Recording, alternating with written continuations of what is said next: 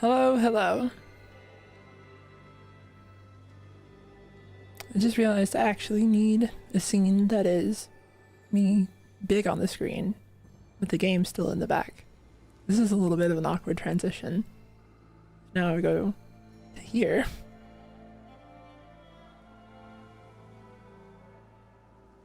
So, have you ever felt like the one thing you were missing from Nightreign was time to explore the map? Just leisurely look around, see all the work they put into it. That's what we're going to be doing today.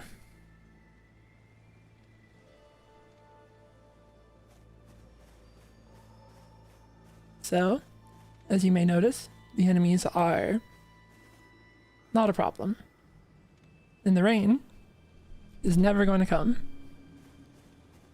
We have all the time in the world to just see what's around. Get used to the new map. Have fun with it.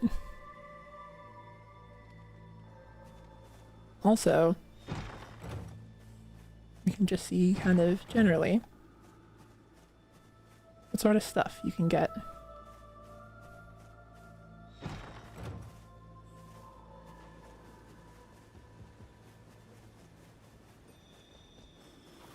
Do need to double check one thing now that I think about it. Yeah. I should have the item drops turned up. Not like all the way, but enough that we should be able to see if there's like cool stuff dropping from anything specific. Also, at a moment's notice, I can just pop the camera out as well.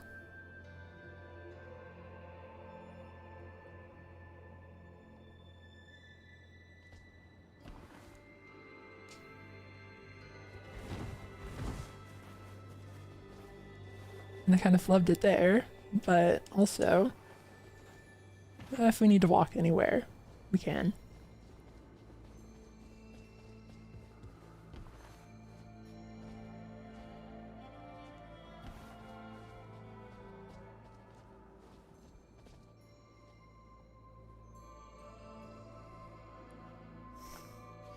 Naturally, this is one of the areas that you can get dropped into the DLC from.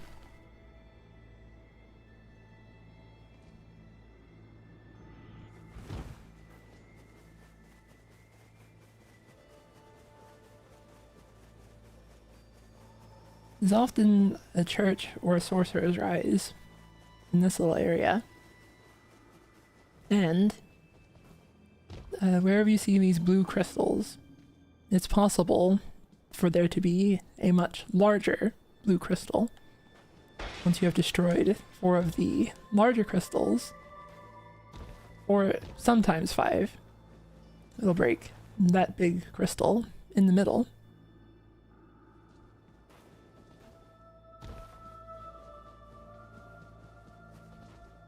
But much more interesting is the big fort.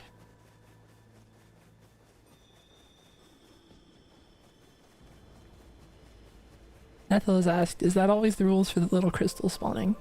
I think so. There's some of them that are generally around that don't have a crystal that corresponds to them. When you see a little patch of 2 of them, I think that that indicates like a crystal spawn.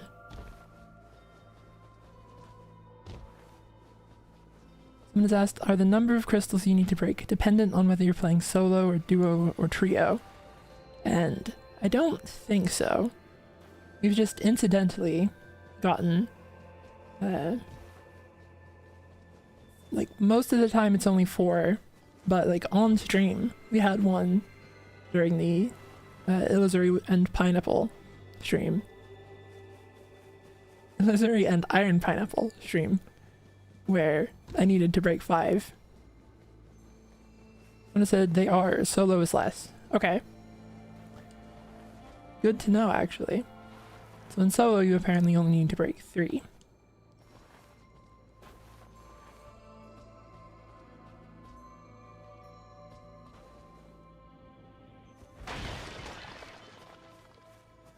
Someone said, is there anything you still don't know about this game's DLC? Apparently so, because I just got that detail wrong. One of the things, whenever you go in the forts, if you haven't collected the power from the big crystal, you get these little crystals all over your body that signify you have half health.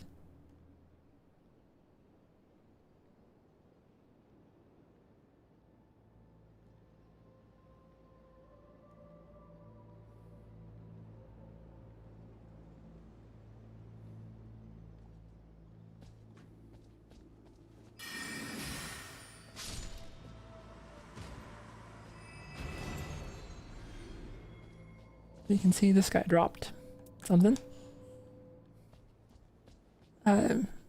Usually it's either this bird here or 2 Clean Rot Knights. And the bird drops a dormant power, but the Clean Rot Knights don't. In the fort, these little chests can drop purple weapons.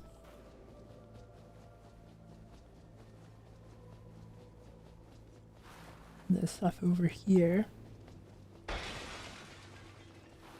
It's usually worth it to like tag these. I have the item drop rates turned up, so you'll see things like a lot better loot than you'd normally expect. But this is to kind of give you an idea of like what the high rolls look like. Thank you for the super chat, Braxton Slan. Realized why the concept of Limfeld felt so familiar to me. It's literally the convergence of lands / Ring City from Dark Souls 3 with Elden Ring assets. There's a little bit of that as a recurring theme, yeah.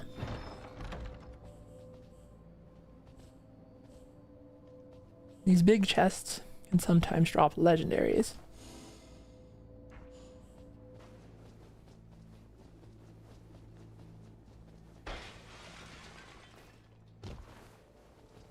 One thing that is useful if you are like a long range character is like there's the powerful enemy there that we just killed. You can like get up on the ramparts here and harass them from relative safety.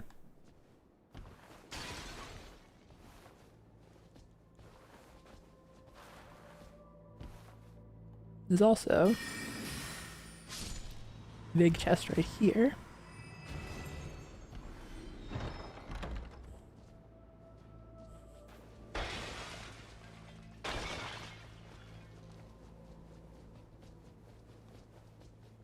And this kind of wraps around a little bit over to this, like, kind of a courtyard area.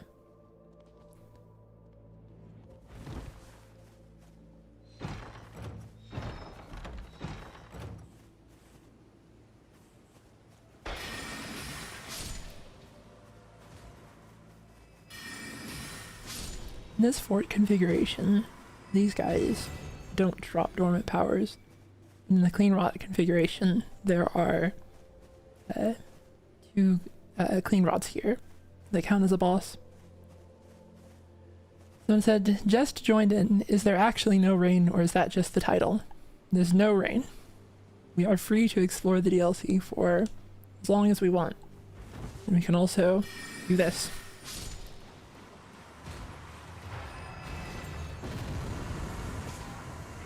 As you can see, some of the bosses in the fort, or most of them, have like legendary odds.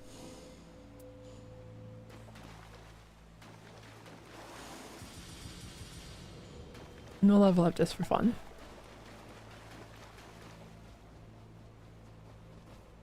Let's see, back over here, little side area. No noticeable like treasure or anything. I poked around a bit. Now some of this stuff that will still be new to me even. This is as much for my benefit as for like a fun stream idea.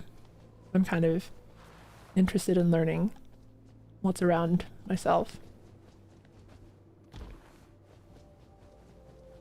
up here there's another bird.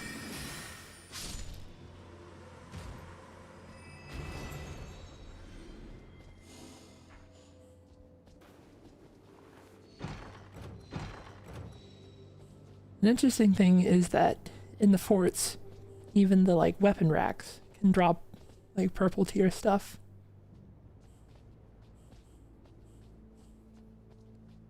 A like risky but often profitable strategy in the DLC is to just hit the fort immediately and just do your best not to die as you collect all the good stuff.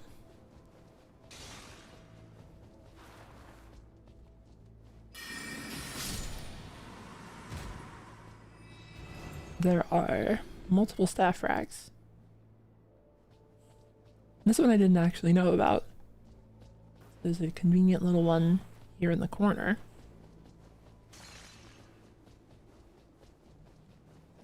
One strategy that I had done that makes that a lot better is sometimes you come up from the bridge at the spawn.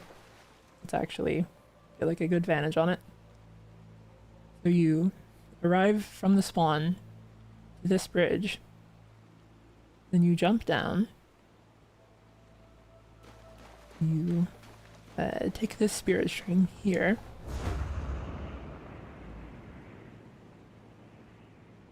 there's like a big chest here, so you might get something good,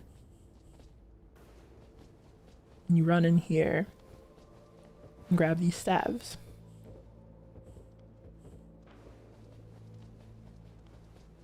So now I know that if I do that, I actually also want to come down here as well and get these staves too.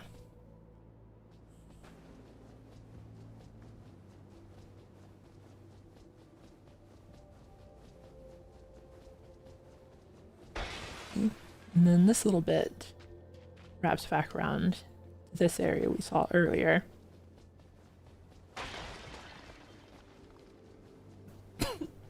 That's, I guess, the other option. Like, come in here, deal with the strong enemy, then just head out here and go up to the staves.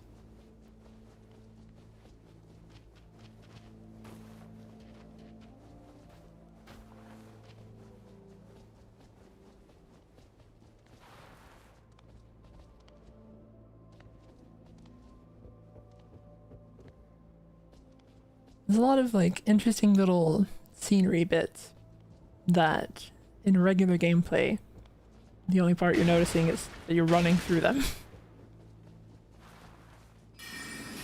This guy to kill. And another bow rack.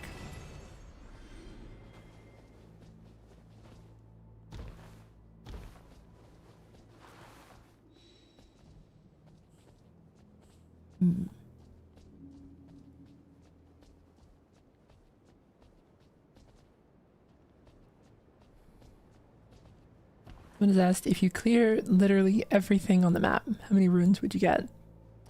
I don't actually know. Oh, someone has said, do the staff racks there 100% drop a purple staff? I actually have the drop rates like turned way up to show that you can, like to show what you could get potentially on a lucky roll. This is obviously absurd.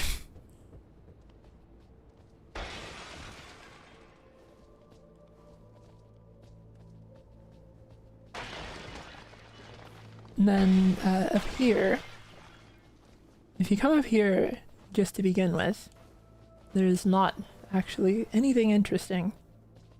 What this area is for is that sometimes when you kill a formidable enemy, it will spawn a red boss up here. Someone said, why does the map look so dry, like ashy dry? You can see everything is supposed to be kind of like crystalline, kind of like a quartz look, I guess.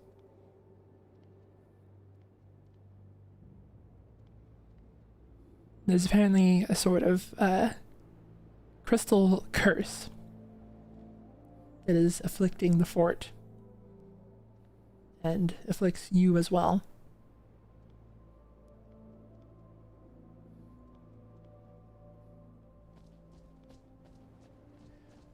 Someone has asked, would you rather have Fair Missoula Shifting Earth or a Mogwin Palace Shifting Earth? I've been thinking a Fair Missoula one would be very fun.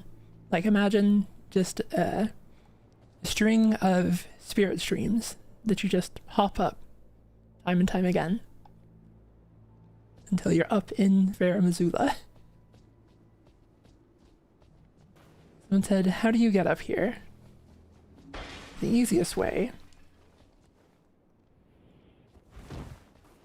There's like a couple ways that you can end up in this spot here. Like from the spirit stream down there, from the stairs, which you arrive at, like from here. You can, one way or another, get like right up here. Or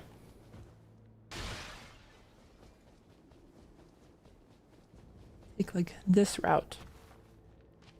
And then you just go in here, up these crystals, and then straight to the top.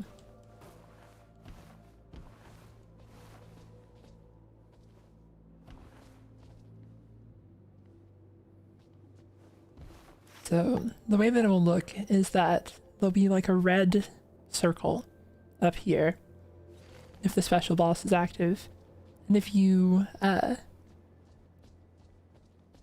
defeat it, you'll get red weapons like Deep of Night, even in the regular game.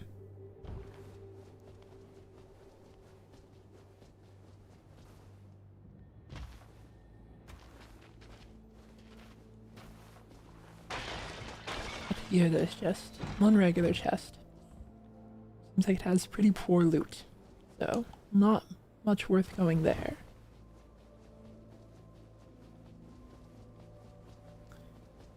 One of the usual strategies for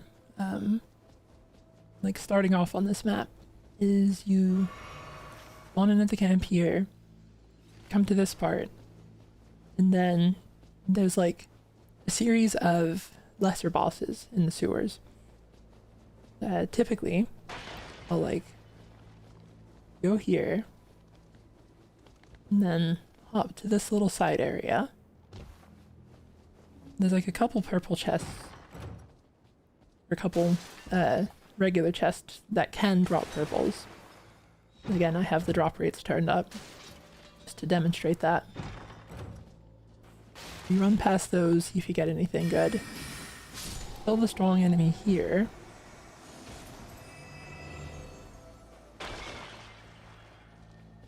And there's a little chest here where you can get a talisman. And then from here, you just hop back out. Sometimes there's a bug. And then you go back up to the Grace. And then by that point, you're usually like level 4 or 5.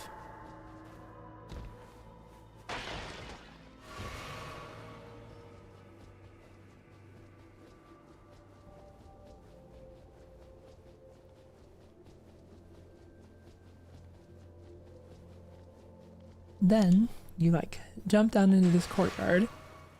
There's usually either a divine beast warrior or a hippo, and the hippo is very easy. The divine beast warrior I would leave alone.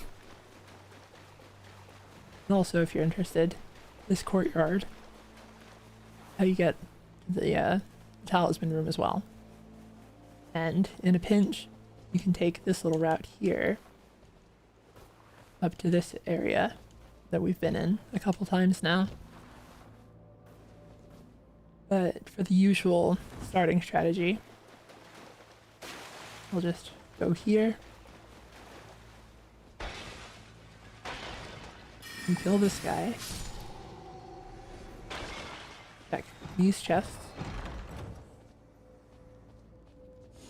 whatever it dropped. Then you run further down this way. The corpses here can drop pretty good stuff as well. And then, because I usually play with a scholar, I'll just run through those boxes for their benefit.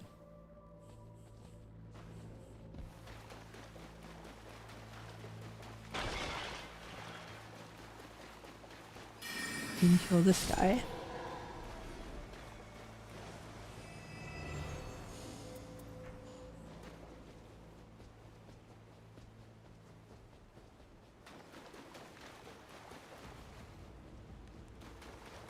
Then if you like haven't gotten good stuff, you can check these as well. They can also drop purple stuff. And then you leave out this path, which conveniently takes you to a merchant and then a grace.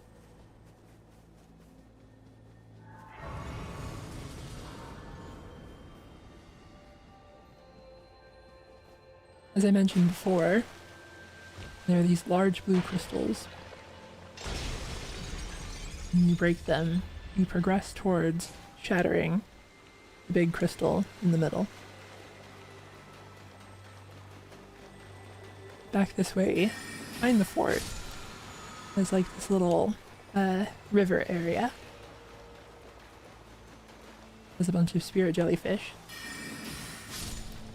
They can be worth killing as well, because they have a chance to drop their special shield, which is purple tier and always has like a good passive, or rather, has a high level passive, not necessarily a good one. You got little guys. This also routes back into the sewers that we went through before.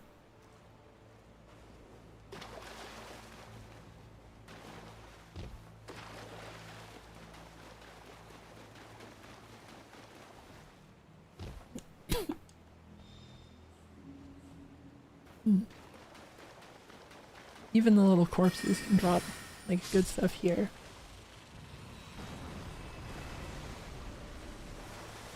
And then the crab drops boiled crab, which I don't know why it's spoiled, but otherwise that makes sense.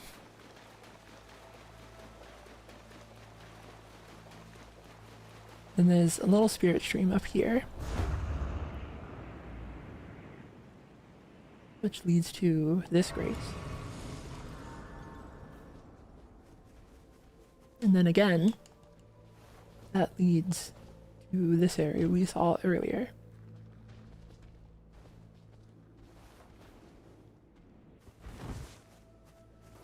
I'm a little bit, like, trying to show how everything, like, loops back in on itself, because that was, one of the things that was, like, difficult for me to get my mind around, is, like, where in the castle am I? And how can I get to somewhere that it is productive to be? This big staircase leads up to that courtyard area from before.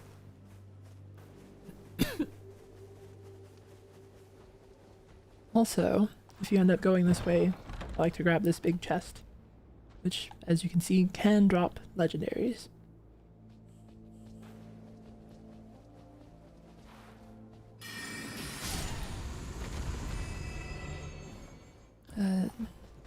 The birds are potentially annoying. They can shoot a pretty long-reaching projectile that'll like chase you down the stairs. And that leads into this room, which has another staff rack.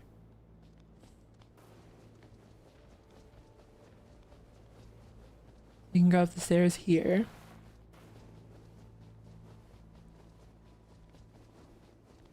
Then this is another area where the like super red boss can spawn.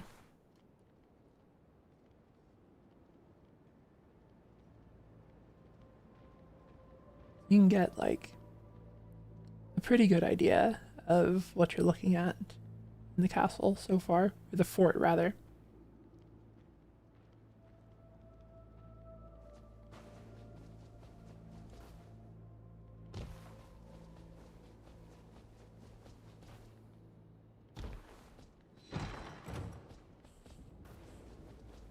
Then from here, there's this other area where there's like a strong boss here as well. In this configuration, it's the Divine Beast Warrior, and in the other one, it is a Rot Avatar.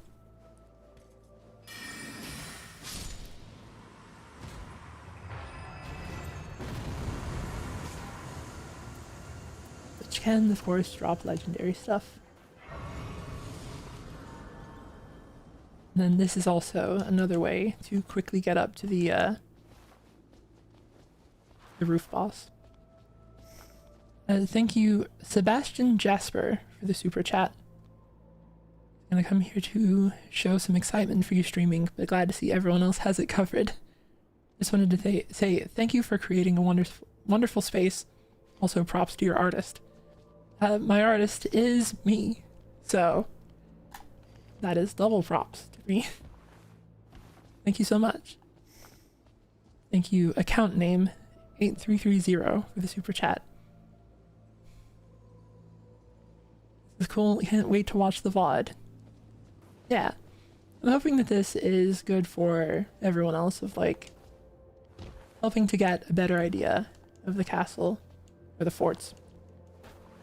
It is so easy to call them castles, but the visual codex calls them forts, and so they're forts. But again, they do not count for defeat a great enemy at a fort. If they did, there would be quite a lot of great enemies to kill. One convenient thing is that we kill the like strong boss here. You can also hop up this area and like kill these enemies and kind of harass them from up here, and they'll have a harder time dealing with you.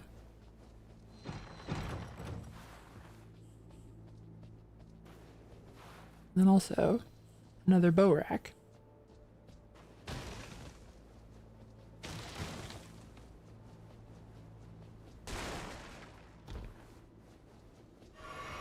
There's also a couple chests over here, including a big chest. And then this is one of those areas that I actually have never been to. I don't know what's over here. Oh, another big chest.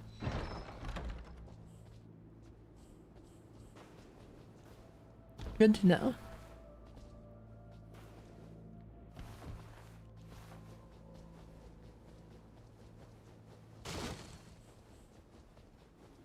Under that area with the super boss, there's you can either hop down or take these stairs. And then there's like a couple floors of regular enemies.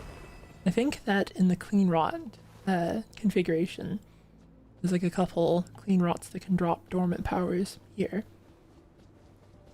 Here there's just a bird guy.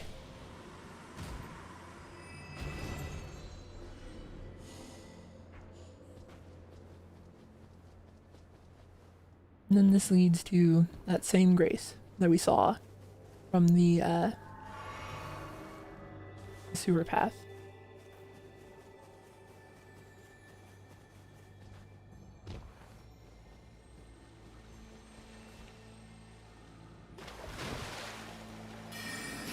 There's a bug down here.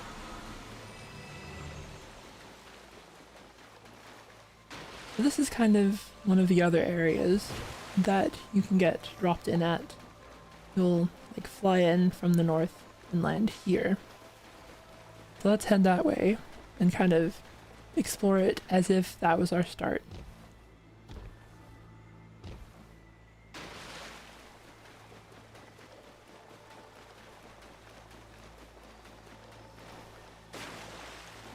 Someone said, OMG, I love Elden Ring Knight. Yep. So here, you'd get dropped down, and one of the convenient things of this start is that there's always one bug over here, and another bug over here. You can immediately try to get good talismans from them.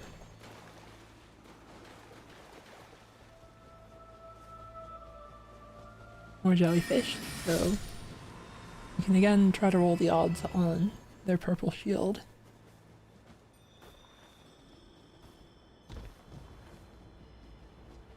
Usually, if I get dropped here, the claymen actually have like quite a bit of health, so I don't bother killing them. Instead, you kill the crabs and the jellyfish, and that's usually like enough runes to get started.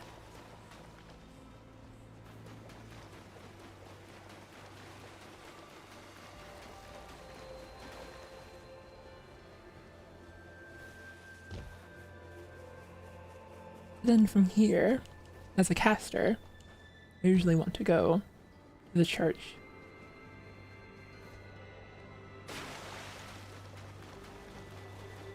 This can either have this configuration with the like mismatched abductor virgins.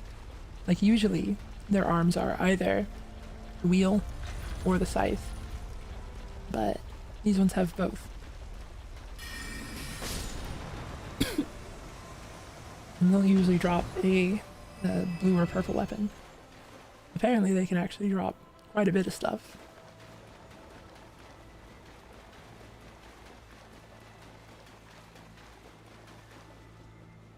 There's of course Sacred Seal Altar.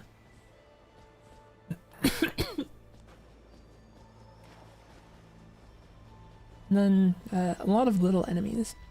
This is a good area for if you have a scholar, they can hit their alt and just incidentally kill a lot of enemies for free runes.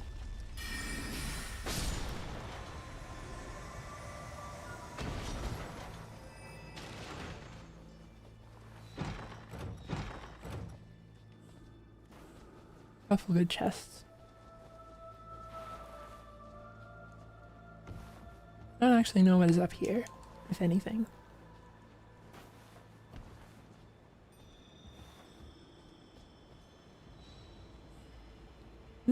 Interesting. Item corpse. Oh, thank you for the super chat. Aniles? I'm hoping I'm saying that right. That is a very generous super chat. Thank you.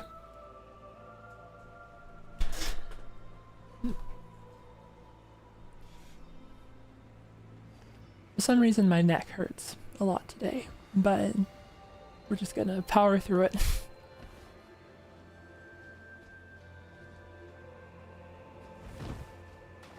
There's like a couple areas that you can jump up to here that I'm curious if they have anything worth jumping up for. Hello, my son.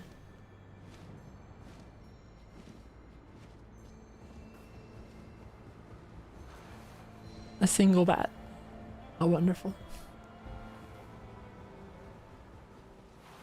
I guess it's just the item corpses, which are kind of whatever, I guess. Not super great odds, but could high roll into something. Probably not worth the time it takes to get up to them, though. Although this one's not so bad, because you can just jump from here, then up here, and grab it.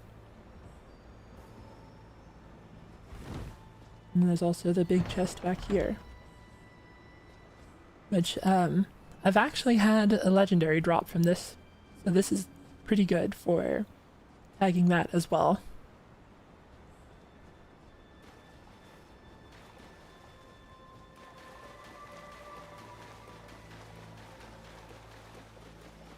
Over here in this like broken down little area is usually Miranda flower. And I don't usually bother killing it, so I don't know if it's like worthwhile at all. Let's see. You get 6,000 runes from them. That's not bad. They're pretty easy to kill. And you get a big chest. That's a maybe. That's something I may been overlooking for this start.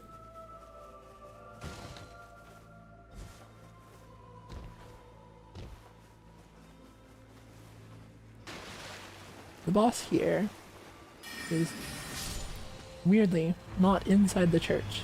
There's these crabs outside. The other crabs below.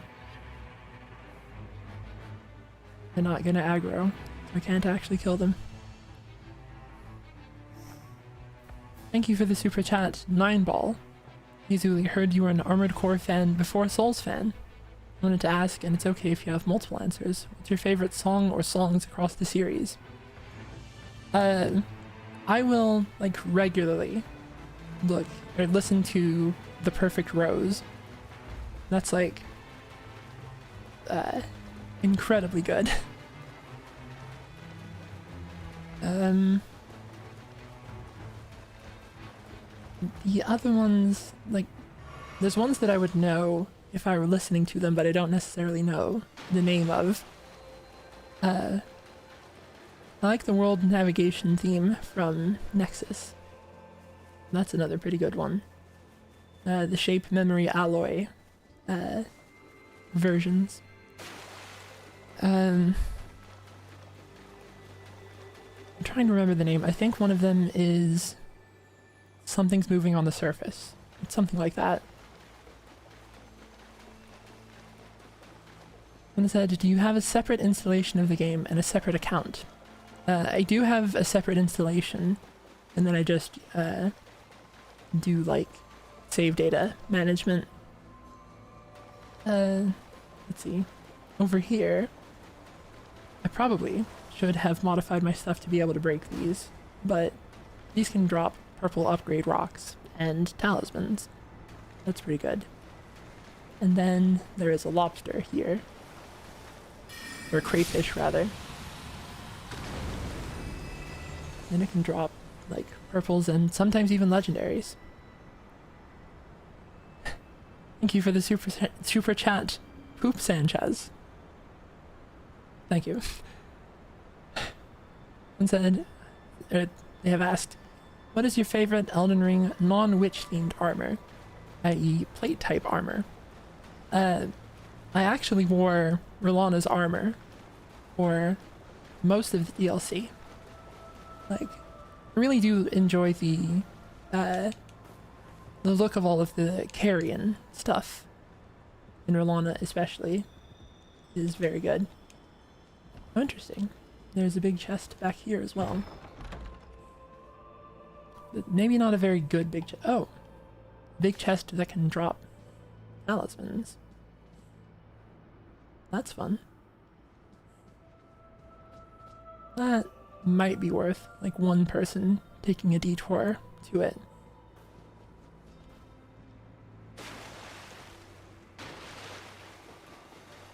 And then I haven't really explored back here behind the church myself. It doesn't seem like there's much to it, besides just a path up here.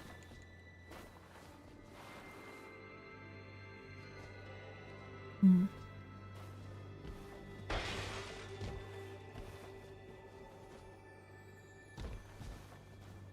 then the counterpart of the other one is 2 crayfish.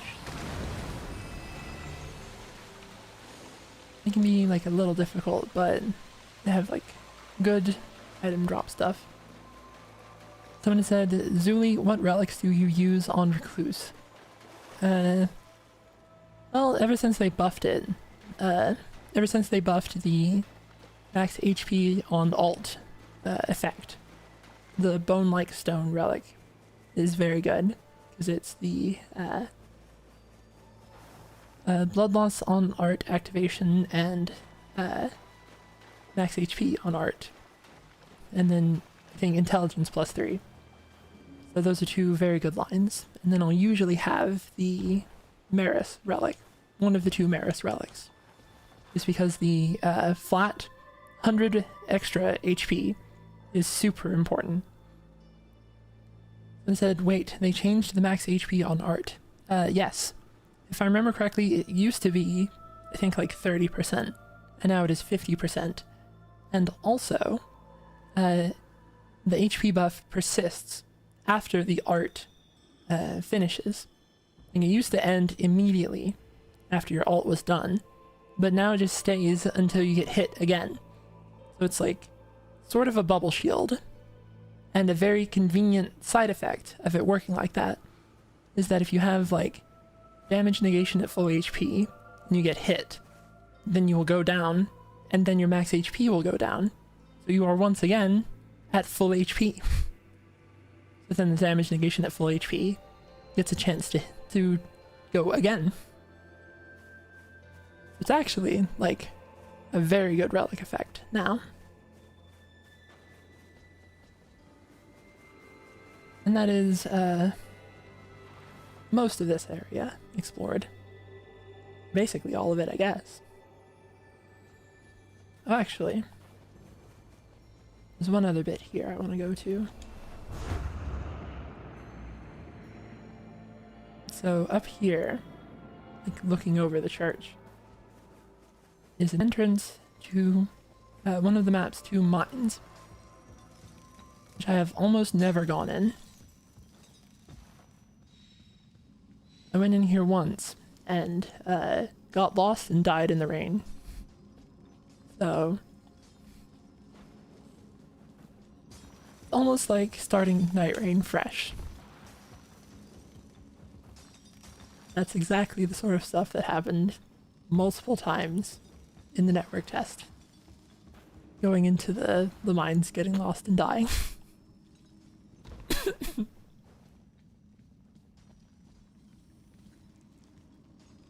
You got these little guys.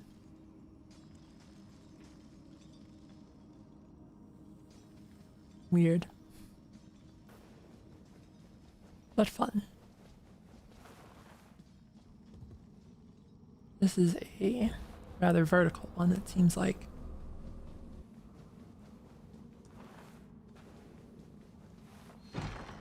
Little side area.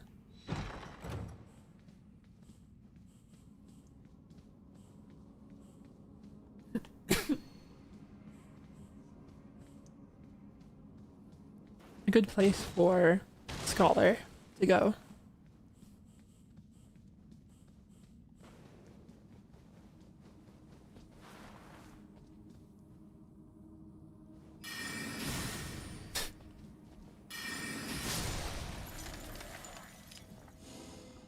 And then that is where you get the smithing stone here.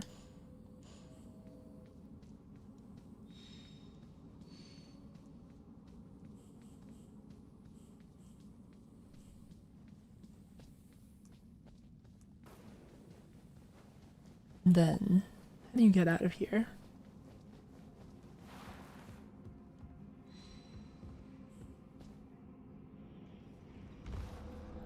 Mine with 2 spirit streams.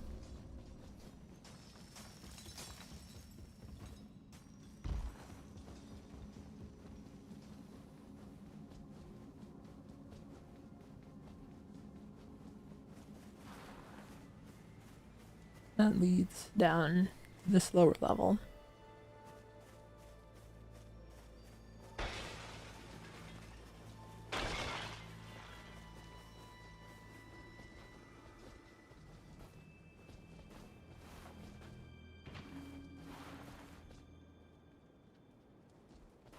And to tie that back in to where we had been,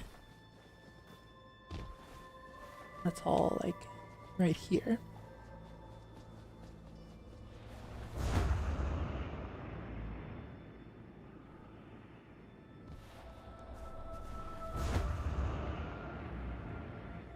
I do kind of want to go through the mine the other way around, just to have like a better idea of what it looks like when you're trying to like leave it quickly the other way around.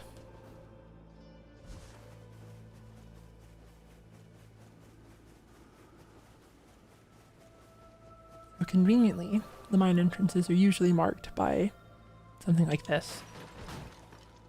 Draw your attention to it.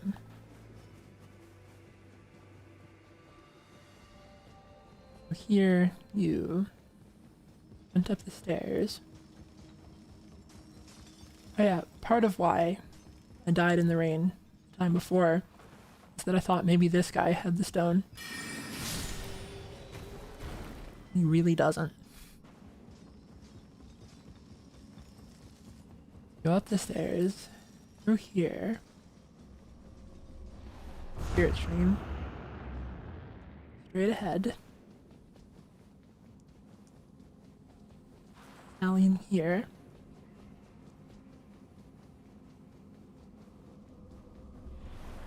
And up again. And then you are still in the mine. And go up and out here.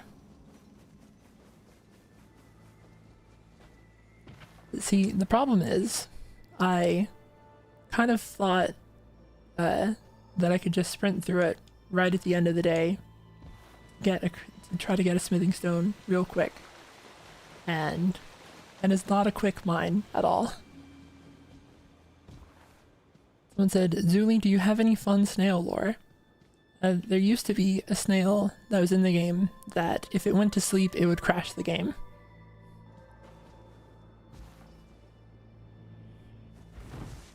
I think that's pretty fun. I'm sad that I didn't really get to make a video about it because they patched it.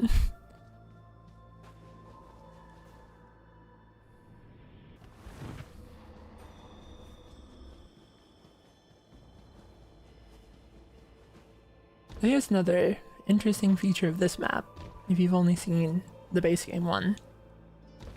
When you open the map, there's like this whole area, and then actually a lower portion of the map.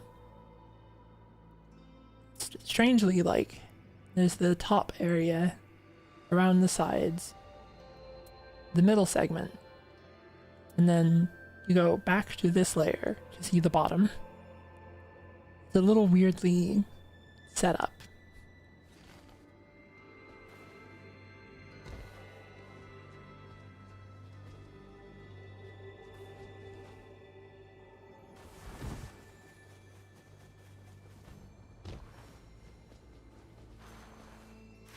Let's see, like right here, there's usually either a church or a rise, but I guess also they can have the starting camp.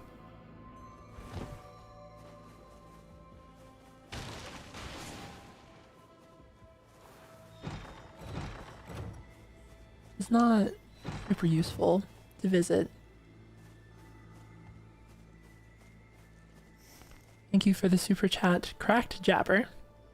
It's actually a good video idea. Most ridiculous bug fixes. That one snail would be a great end to the video. That is an interesting thought. I haven't considered like stuff that got patched much as like an option. There's another crystal. Let's see.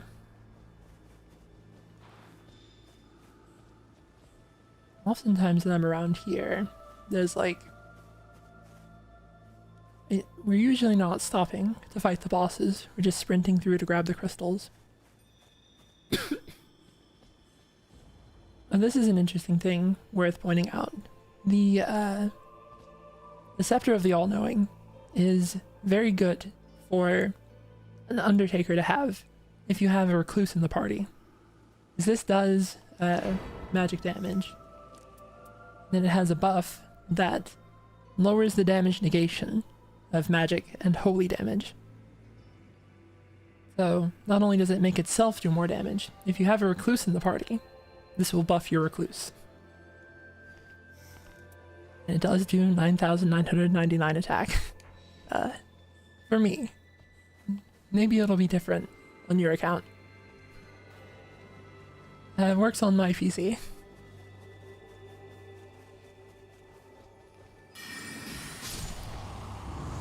There's a boss over here. And then more big chests.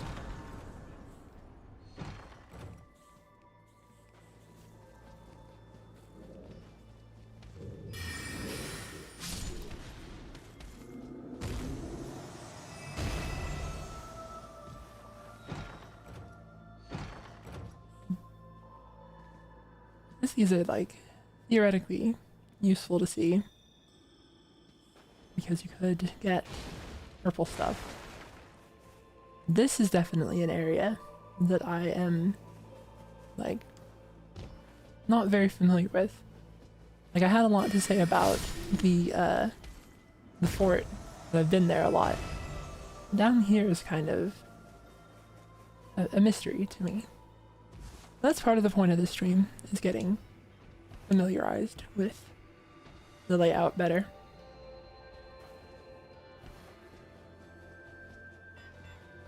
Let's see.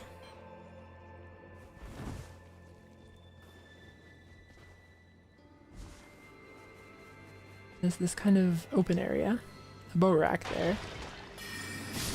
Another formidable enemy.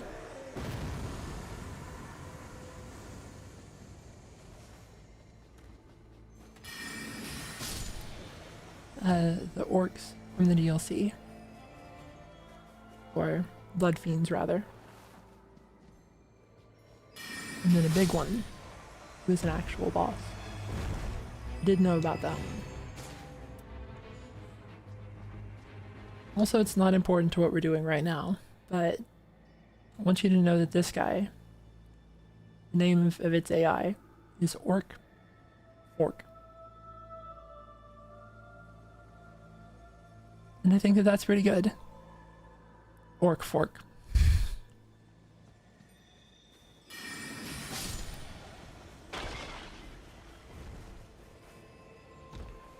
Having done that impulsively, I'm sad that I killed him.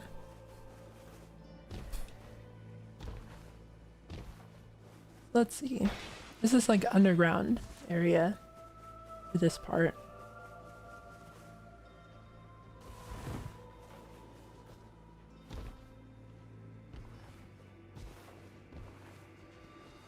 I know that sometimes there's a bear down here, and it's a real problem. There's also sometimes there's invaders down here. And so, one time I was fighting invaders, and then got attacked by a bear as well. And that didn't end well.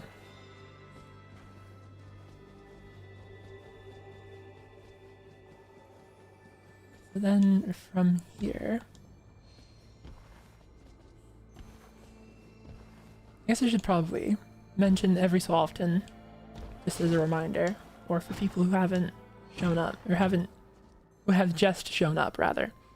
I have upped the drop rates. You get an idea of like what can drop good stuff. So you're not gonna see purples from everything like I am. But this is just kind of to get an idea of like what can drop purples.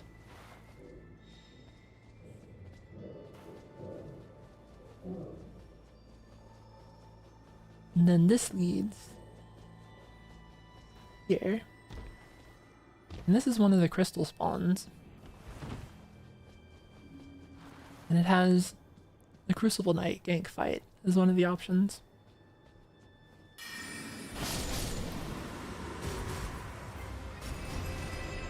Crucible Knight and more, except not anymore.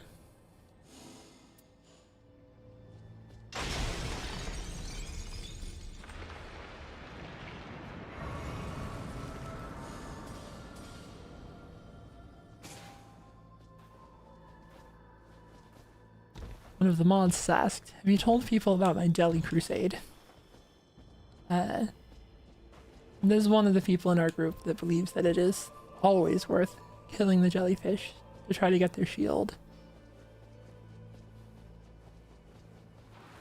And now that I think about the fact that they drop like purple passives, it's not the worst idea.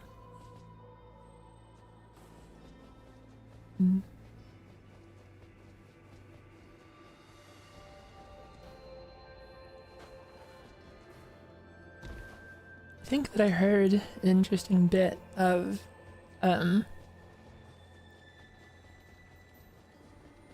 like translation trivia is that, oh, interesting. This is also a big chest that can drop a legendary. But I guess the bit with Crucible Knights and more is that it's supposed to be like as something to denote that there's more than one Crystal Knight. But if you don't have context, you could translate it as something like Crucible Knight and more. And so it seems like they just kind of didn't notice. Oh, I've never seen this at all. There's like a little path down here.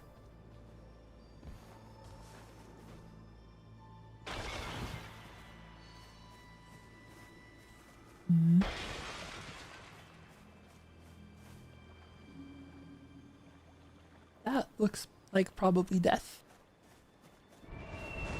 Where does this go? That doesn't seem like the kind of place that you could get to very easily at all. And this takes you... oh. All the way up here. I guess that makes that a lot better, because then, like, not having noticed that before, I thought that that area was like kind of an awkward place to get out of, but it is actually very easy.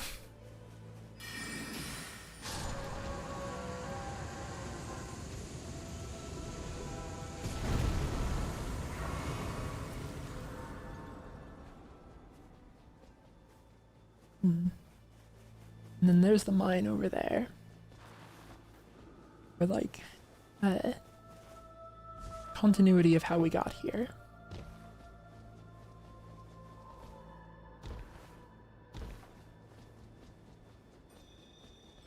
Down here,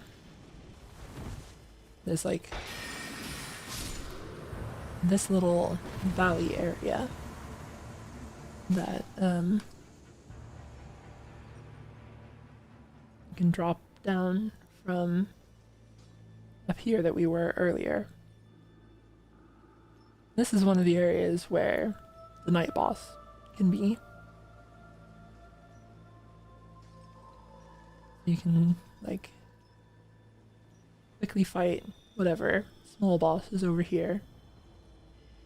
There's also this little path through here, that camp we went through earlier. And then this leads back into that underground area.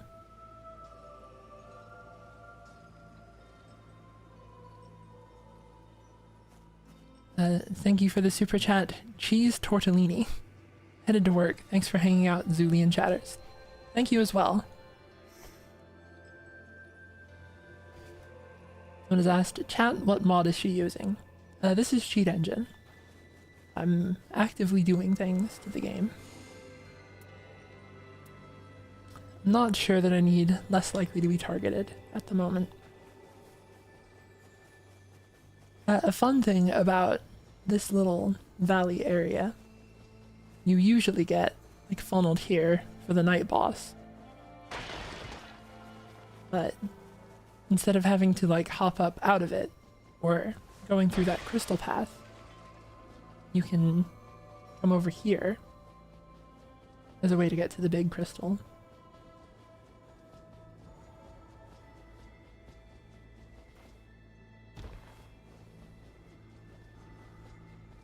Someone said, Zuli confirmed she's a cheater.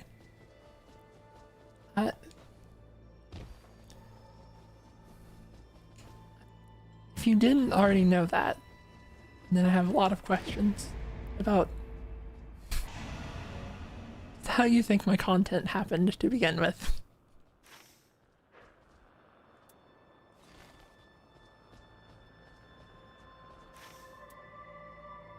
Let's head over this way.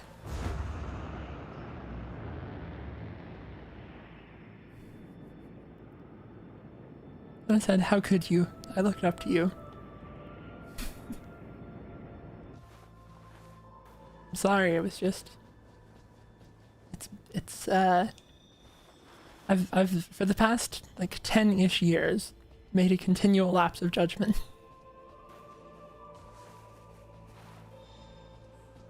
And will continue to do so.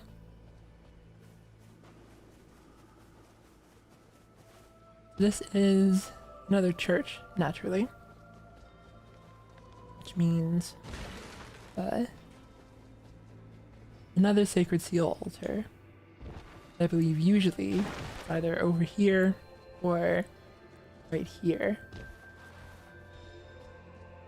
Like the other one, sometimes the boss is or is not in the church. It's this guy, this time.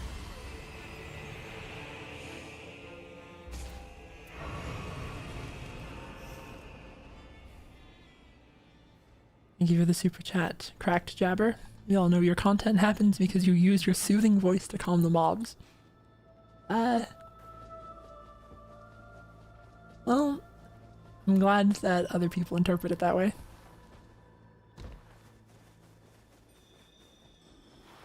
We've got another statue back here that could drop an upgrade rock.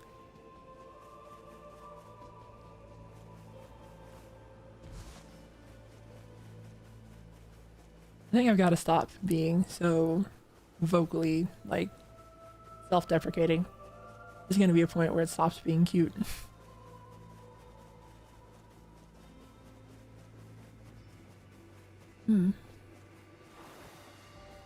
This is interesting because there's just like a big gravestone here, but not like an item drop or anything. Are there any enemies under the ground? There aren't. Sometimes in the like grave areas here, they like the skeletons come out of the ground.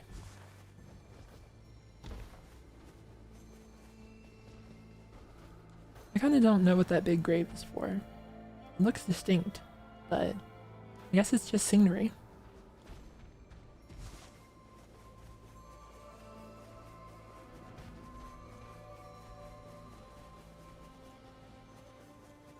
And we've got a little death bird here.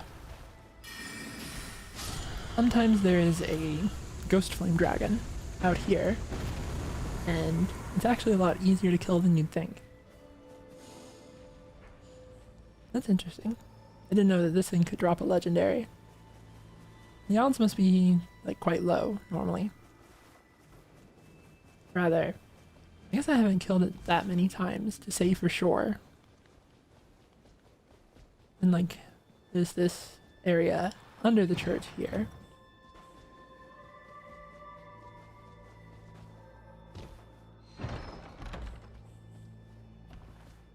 Which leads down here.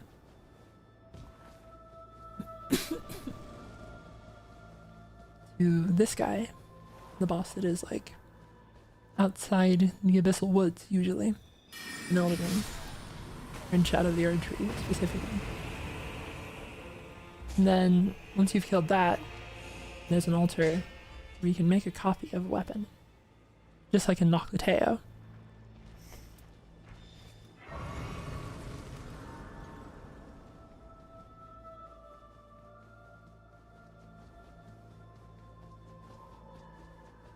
And that means back out here.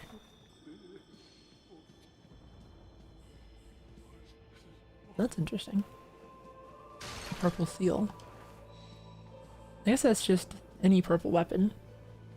But, my ears perk up from seals and staves.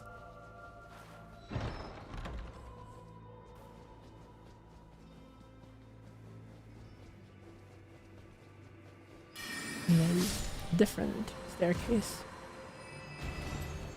There are... Oh yeah, I gotta drop something as well. So here, there's this little staircase there, as well as this other one over here. So 2 different ways to get into the duplication chamber.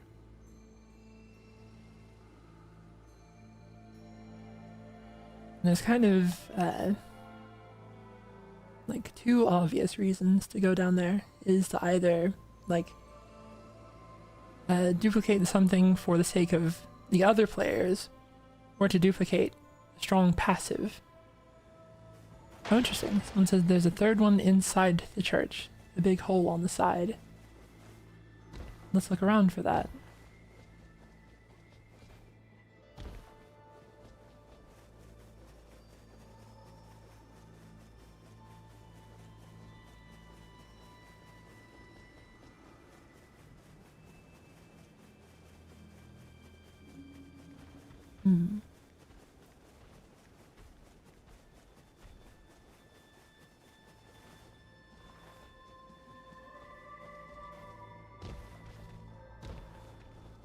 Kind of close to where the Deathbird was.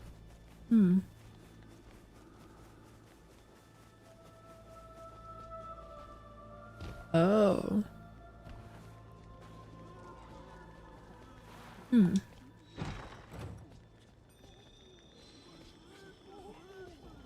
There's like quite a few item corpses here as well.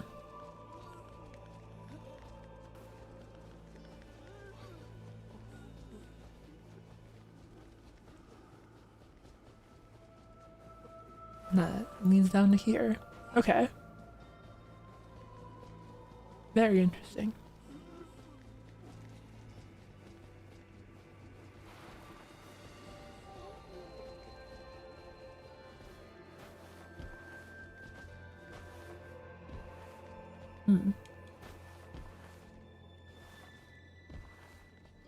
Have to be slightly careful jumping out of that one, it feels like.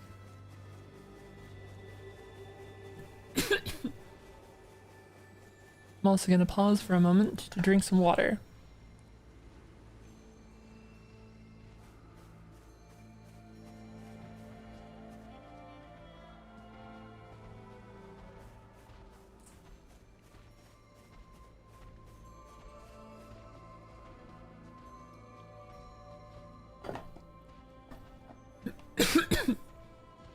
And you all should as well, if you have any.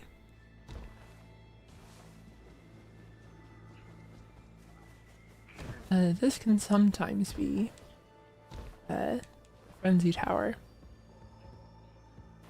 I know that much.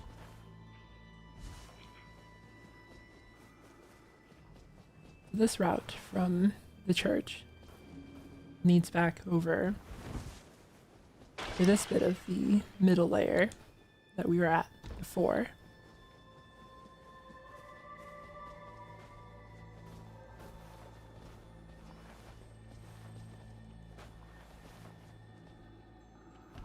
And there's a bug here. Thank you, Dr. Teeth, for the super chat. You think you'll have issues doing data mining for Duskbloods, given it's on the Switch? That is going to be a bit of a problem. So, hopefully, some sort of solution is resolved by the time that happens. There are a few ways that could go.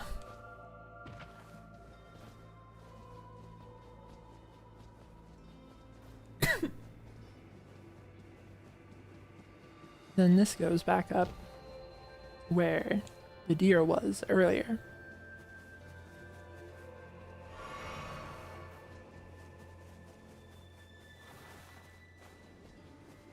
There's also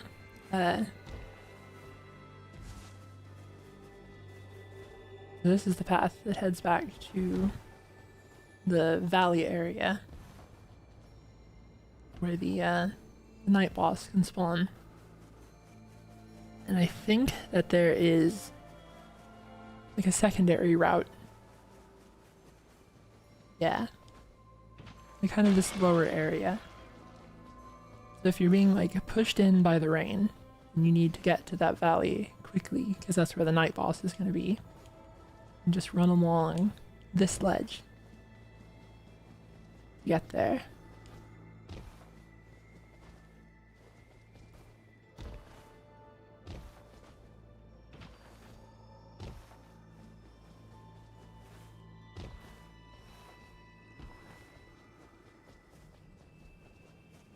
Someone asked, how many hours on average is put into each video? It usually takes me like 12 to 18 hours to do like a 3-minute video. And one of my biggest problems as not just a content creator, but as a person, is that if I know the video is going to take 18 hours to make, I will start the video about 18 hours before it's due. Otherwise, I'm just not gonna, like, I have a lot of difficulty working on things when I don't have, like, pressure to do it.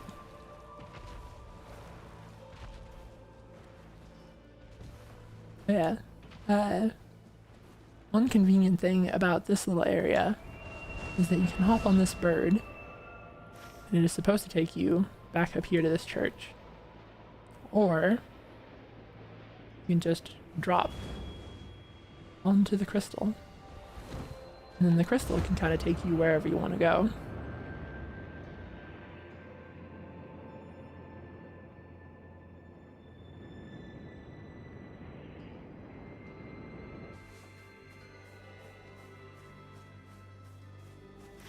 This little ledge here is another area to come out of from the north start.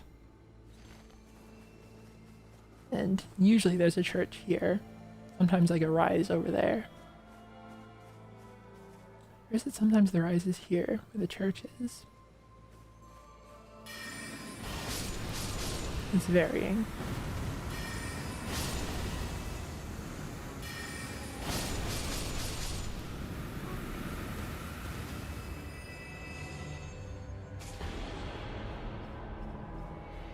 Also, for brevity, I've been referring to this passive as sand. Someone's asked, what is she up to, chat? We are just casually exploring the DLC. Just to, you know, get an idea of the layout of the lay of the land, rather.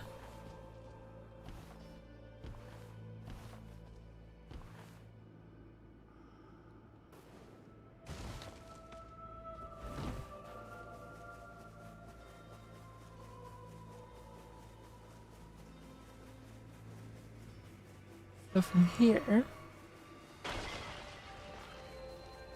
can get to the like central area again from this crystal. You do need to be careful, as this map has a lot of places that you can just jump to your death if you're not being careful. I've seen plenty of people, or plenty of times where like I've run over this way, jumped onto the crystal, and then someone else jumped a little further over there, not knowing that it was just to the crystal. And that didn't go so well.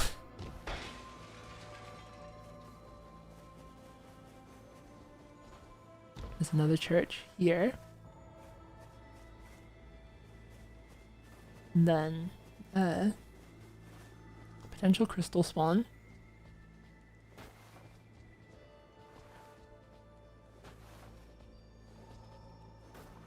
And then,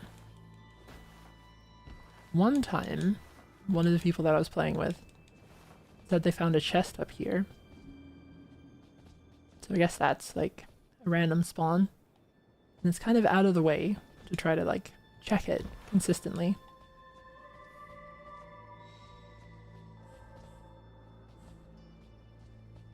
But I guess it's like, if you're flying in from the big crystal, and you happen to see a chest up here, that'd be good to know about.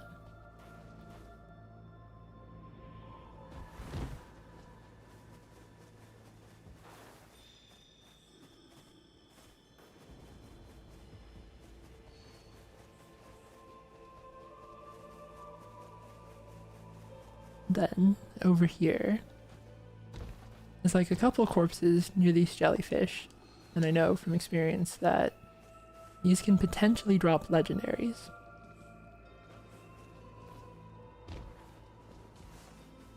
Here we can see one of the night giants up close. And these are much, much smaller than the actual ones. They're just here to give you, like, look at them. But it is not a true representation at all.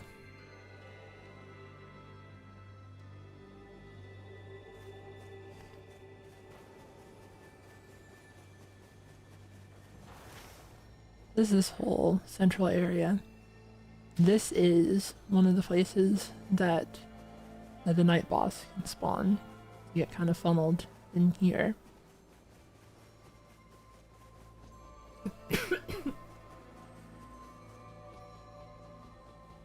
There's this big crystal here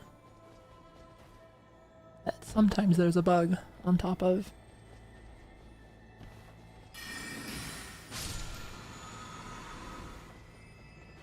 That leads this little area. There's often a boss, or there's always a boss, and sometimes a crystal.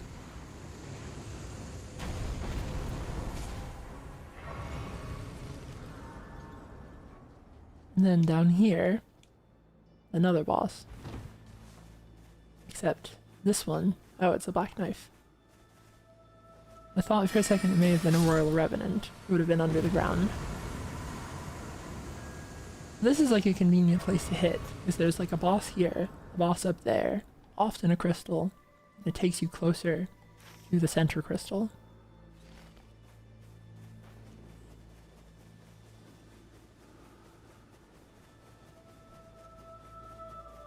Sometimes Libra can also spawn, and it'll be right here if it does.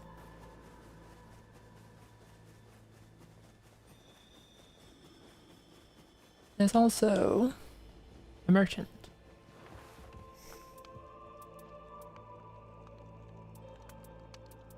Usually my priority when I see a merchant is looking for, like, wraiths while walking, multiple glint blades, and then just a good weapon for myself.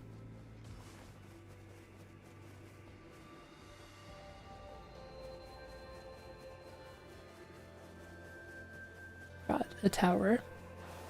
And these all have the same solutions as the regular towers. They just have the cool, like, crystal look to them. It's slightly annoying because there's, like, a chest back here, or a box back here that has starlight shards.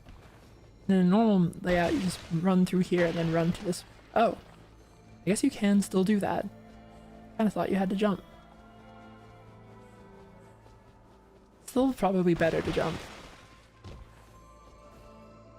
But it just makes it take ever so slightly longer. Someone said, is Recluse your type of girl looks-wise? You mean like for dating? I don't know. I'm a little bit like, I don't know. I have alluded to an attraction to women, and then also outright said that I'm arrow ace, and that's just kind of, I think you can be both, and it's like you have an appreciation but don't have any interest in taking part yourself. There's a little bit where it's like they're attractive, but I don't think that it means anything for me specifically, if that makes sense. I don't know. It's been a little bit of a weird thing to unpick. And it's not exactly on topic. I don't know. Feels strange talking about it. Hey look, it's Elmer. That's revenge for everyone.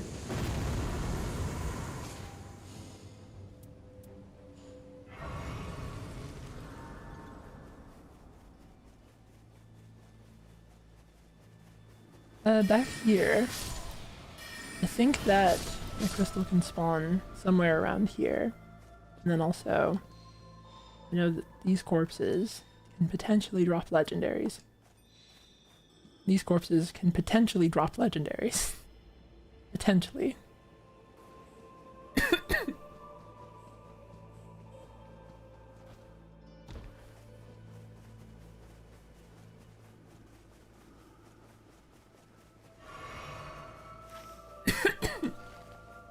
This is another part of the map that I'm not actually very familiar with.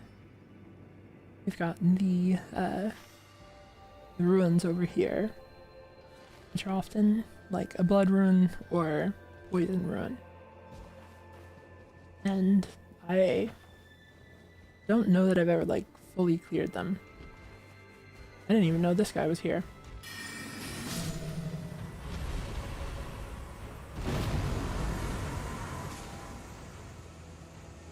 This I did know about actually. Yeah, I need to get rid of the dormant power staying on my screen.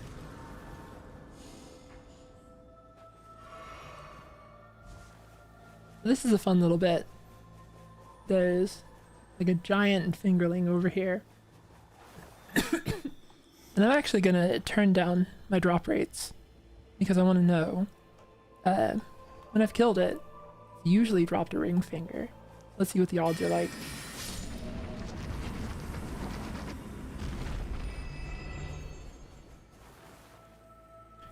I'm not sure if that's like guaranteed or not, but it seems like every time that I have killed it in testing, it has dropped a ring finger.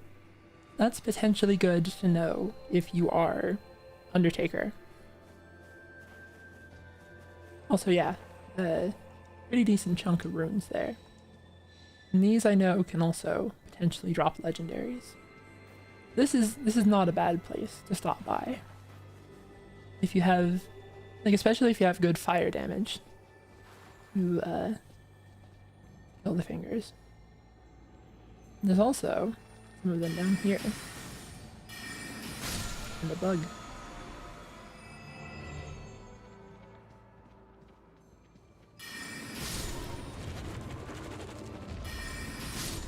Whoa. And an interesting thing is that these also can potentially drop the ringed finger. Presumably with lower odds than the big one. So if you're like really desperate for a weapon as an Undertaker, this is a good spot to hit up.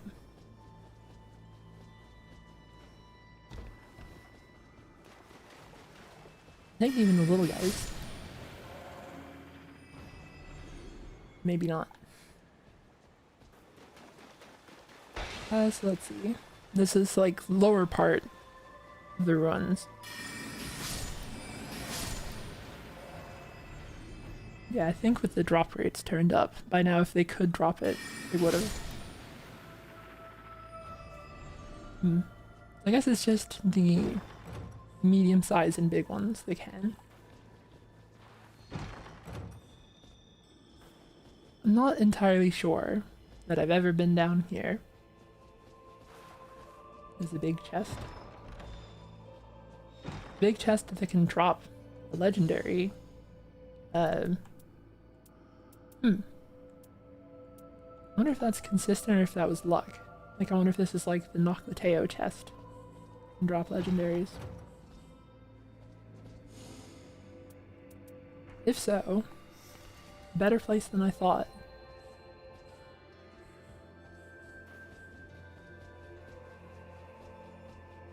We can like load it back up with the drop rates regular and check it again just to be sure.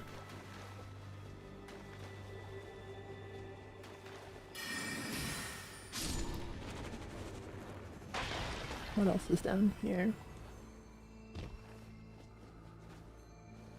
I know that somewhere around here, but I think it may be like right here-ish is where is another place that Libra can spawn. Like right here, I think. So it's always good to like glance at the map quickly right at the start to see if Libra is anywhere.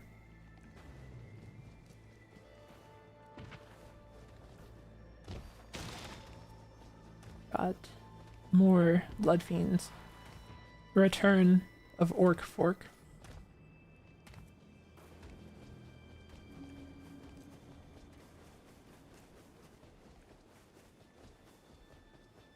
And then a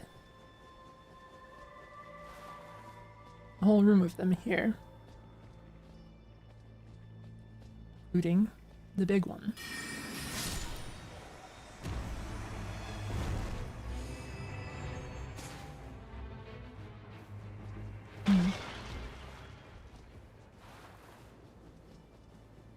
And that also leads down to this chest.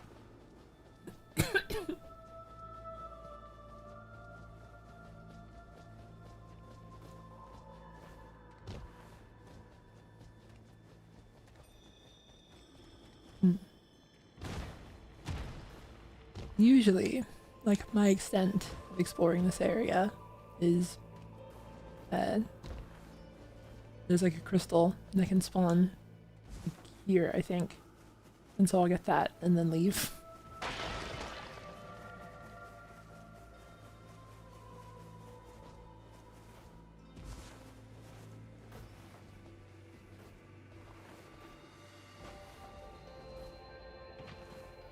There's a bit where, as we've been playing in like the regular gameplay and at lower depths, the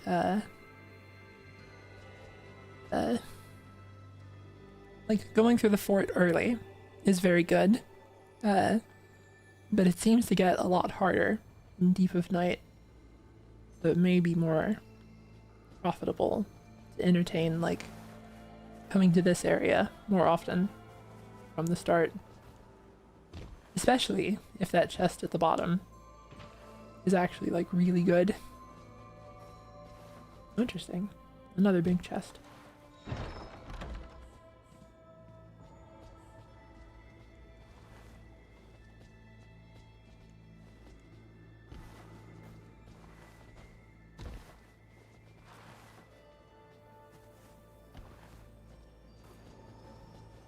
There is a staircase here, which leads... Interesting. A treasure room. Treasure room that you could go up into instead. Like, kind of from around where the crystal is as well. That's useful knowledge. If you are planning to do stuff in this area, you could hit the crystal and come up here to get the treasure. Come out here and get even more treasure. There's of course a crystal back there as well. Oh, thank you for the super chat, Coco Penguin. Happy New Year to you as well. Oh, thank you for the super chat, Lobo. Hi Zuli, thank you so much for years of amazing content you've put out. You're an icon to the community, never go hollow, and based bat avatar. Thank you so much. That's an incredibly generous gift and incredibly generous words.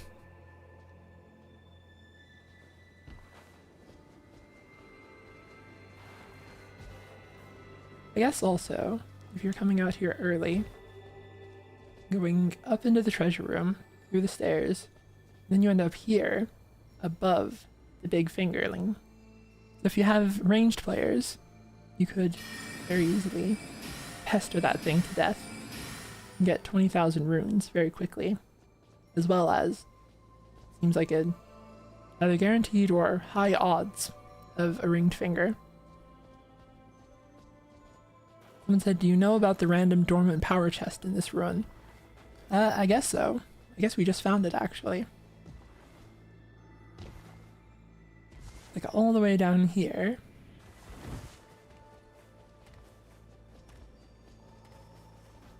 Then was...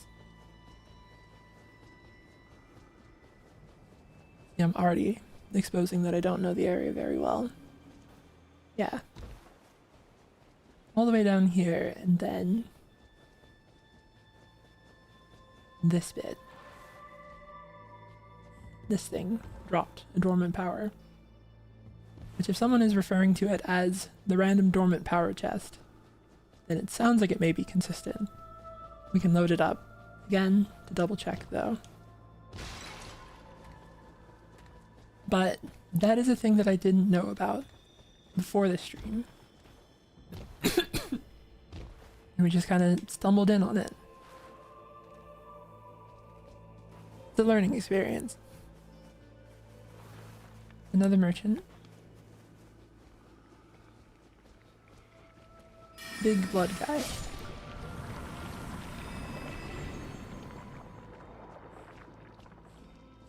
And then more stuff.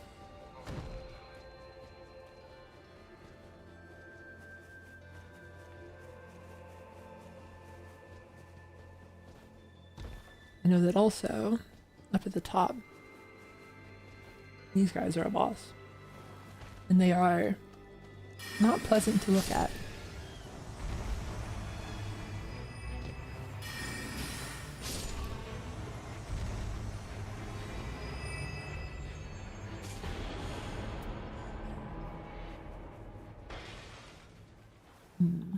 And this is also where the stairs to the treasure room is. You could either go to the treasure room very quickly from them, or go up through the treasure room quickly to them. And either option seems quite good.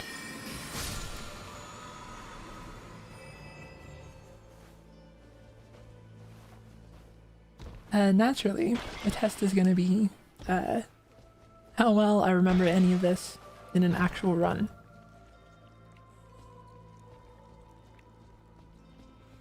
When it said, "Why is my avatar all hunched over like that?" Gamer posture. It's a tragic affliction. I have it in real life.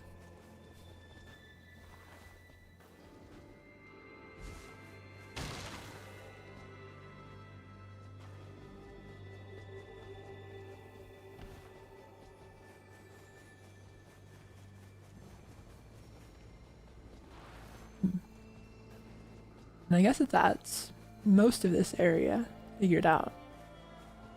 Or at least, if not figured out, glanced at.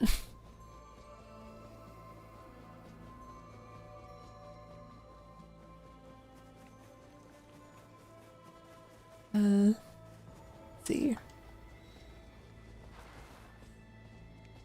Also, pull back a little bit.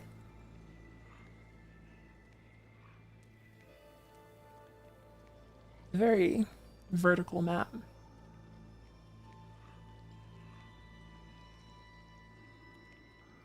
There's essentially the lower layer with the purple fiend boss, the middle layer with the treasure room, and then, unless we forget about it, the hippo that was over here that we killed earlier. And then the top floor with the birds. And then also, of course, the big fingerling in the back. This is actually, like, kind of a densely populated area as well.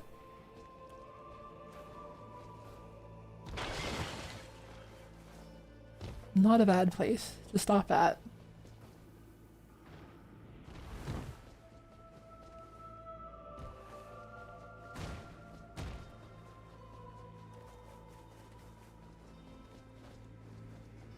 And then, one of the, like, connecting bits around here, at least I think that it's around here, instead of going up into the fort, you can come down here.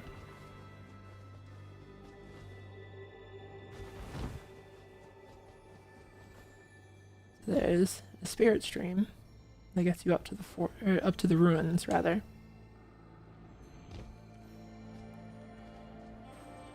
And then also, Big Bug. What do you have, Big Bug?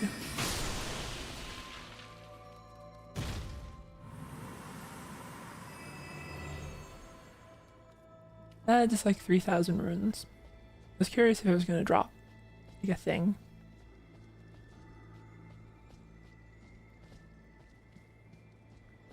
I'm a little surprised that none of them are the like flat-headed ones.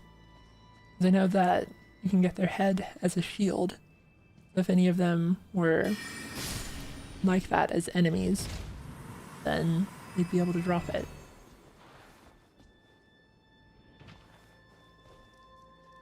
Nothing down here, just a lonely little bug.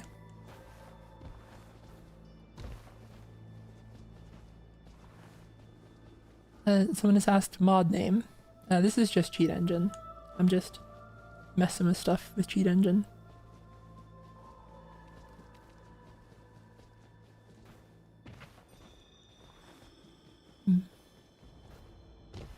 What's down there? Oh, just a spirit stream. Let's see.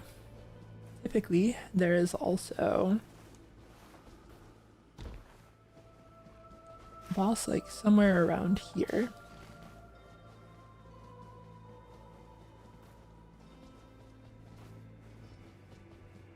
In this case, a grafted scion.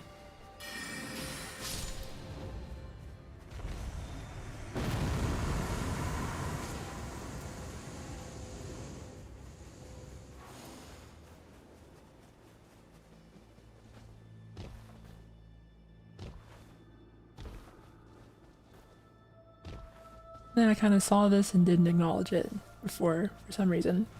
And there's a boss over here by this bird as well.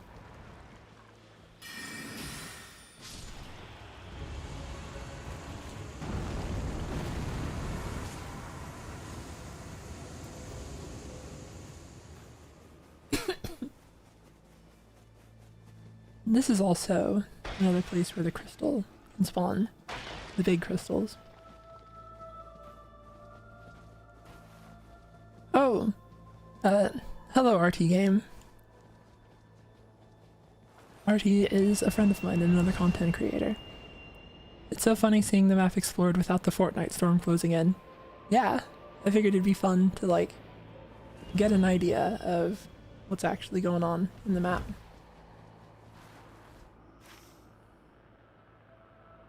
Let's see. I haven't been over here in our little exploration.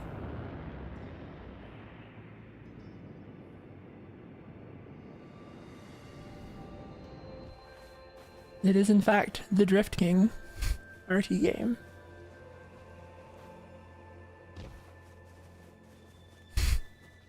RT says, first time I felt calm seeing this game. Yeah, the pacing can get to you. Interestingly though, like at first it was very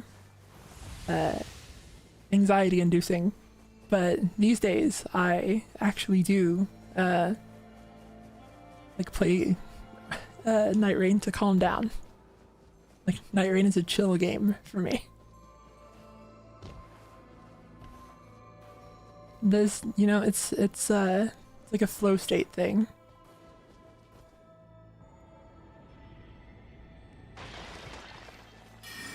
There's a bug.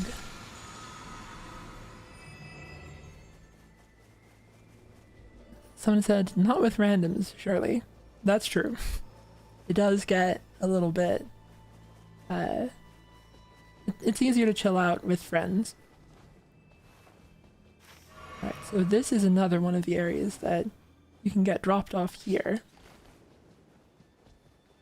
And an interesting thing about this one is that from them dropping you off here, this is immediately a boss. It's these three mercenaries.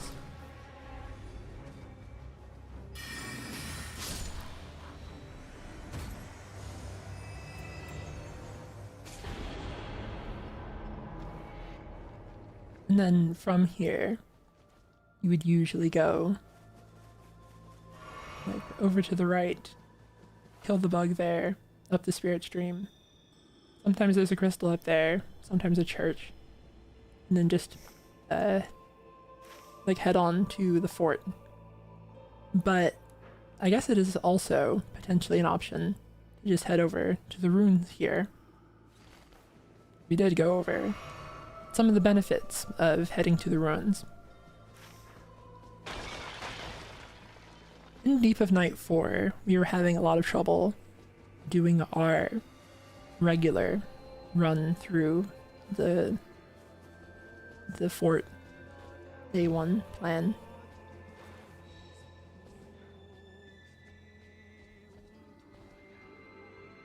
They're still singing.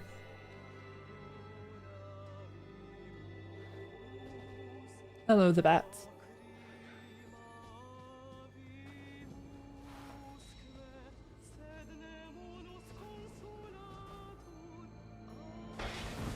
One thing that I was curious about was whether or not the bats are singing a different song in Nightreign.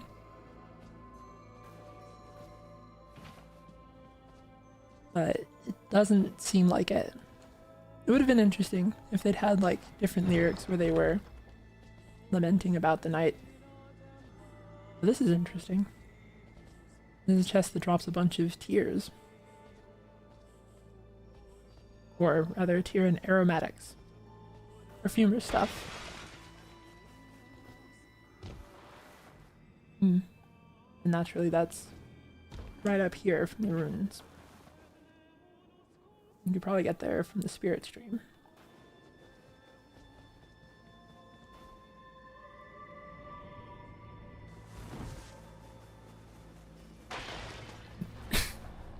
You know, I've just had the thought to myself, I wonder if you can like do the spirit stream animation from anywhere. So let's see.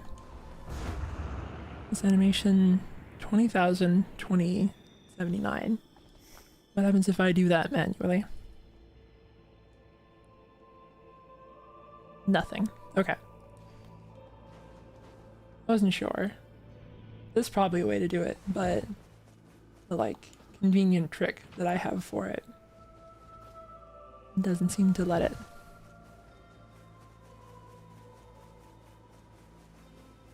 Someone said, how do you rate the Elden Ring bats? Good bat.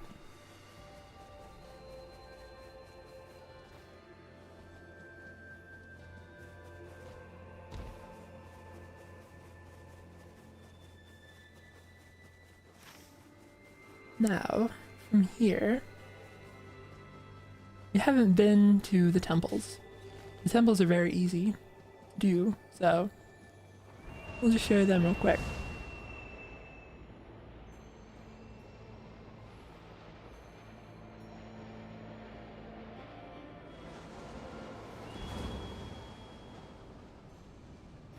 Yeah, one little trick that I like to do with these is as you fly up, you can angle to land right here and hit this chest, which as we saw before, can drop a legendary. And land real quick, hit this chest, and then drop down to here. So another thing that is worth calling out for people who probably haven't seen it is that once you've gotten the crystal buff, if you drink all of your flasks, oh, I need to disable a cheat real quick. No goods consume off.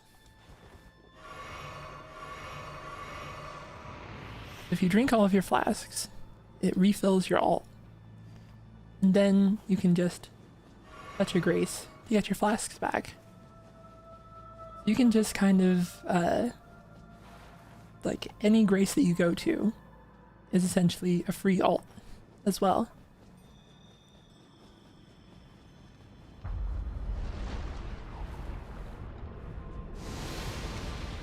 Hello, Centipede Demon. Goodbye, Centipede Demon.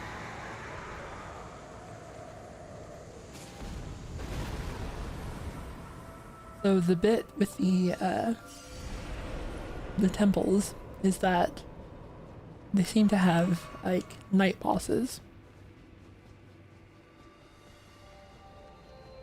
So you can just try to clear them as quickly as possible to try to get... It has the night boss roster on each floor, and high rates of dropping legendaries. So it is a potential option for trying to farm legendaries if you have the damage output. But it can be, it's a lot tougher to get through them in like Deep of Night 4 or 5. But this is also, like after you get the crystal power, just everybody gets to spam their ult each floor, essentially. Someone has asked, do you have a specific boss from each game that you'd like to see in this game? They want a buffed Ornstein and Smo. I have like general thoughts about what I think would be good, and they've shown that they can like do a lot with an old boss like Artorias.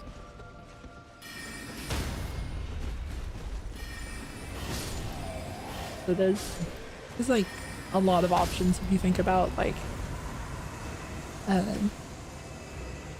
if they put Fume Knight in unedited, you'd just be able to run circles around him and he wouldn't be able to do anything. He's kind of a slow guy. But if they gave Fume Knight the Artorias treatment, he could be pretty scary.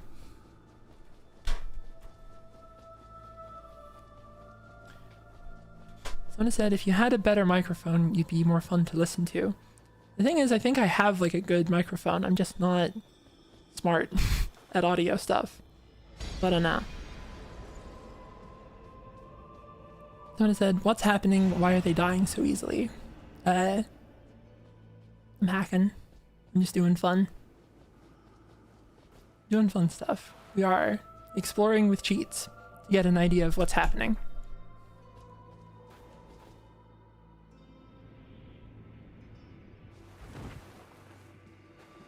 But this is also the thing that I didn't think about. It's like right outside the temple, there's this little bit.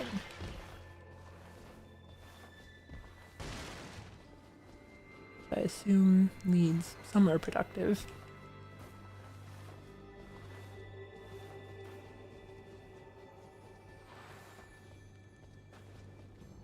Oh, okay. This leads to the little moat area where the hippo or the divine beast warrior is.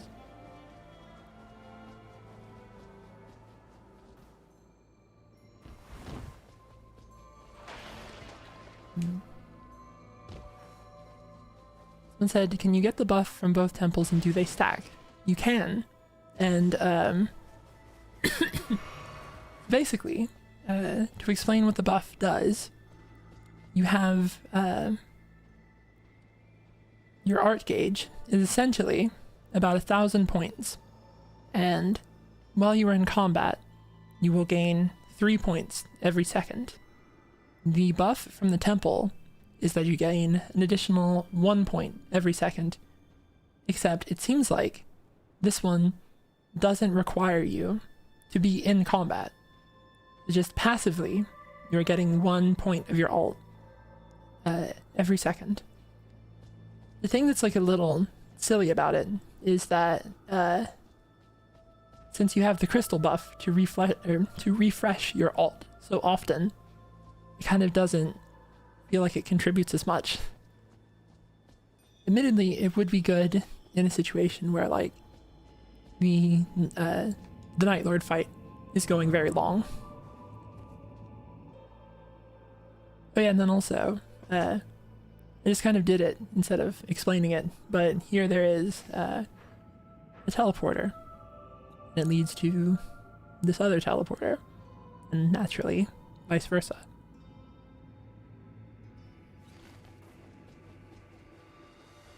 You can go to the other temple here. Also, the battery on my controller is slowly dying. This is a bad temple effect. The temple quietly soothes all life. So with this one, I'll drop down my damage a bit for comparison.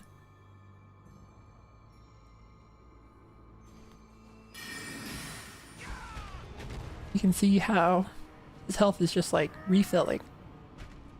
So for a boss that has like a lot of health, this is actually like pretty inconvenient. Like if the boss fight goes long at all, then it goes even longer.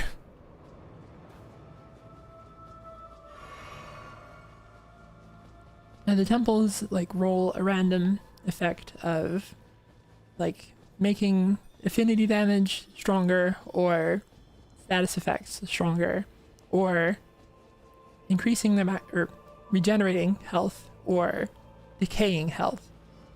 And the decaying health one is like easily the best one.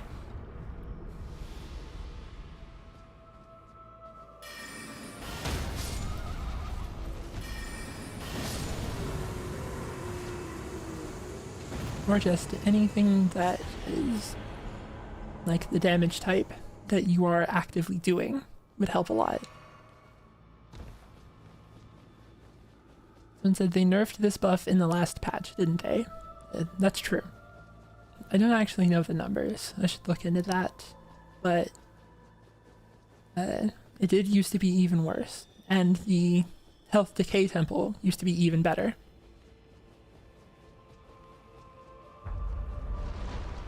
Someone said, oh, it buffs your damage too, not just the boss. Yeah. You can see effect of favor of underground temple is being applied to you as well.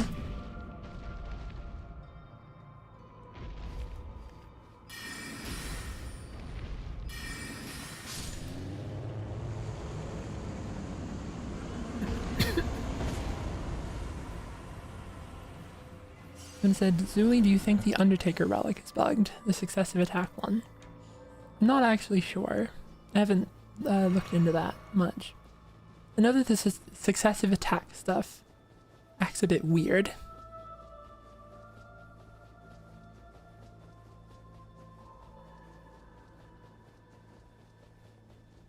But it could just be that it's like, that they just wanted it to be a strong effect.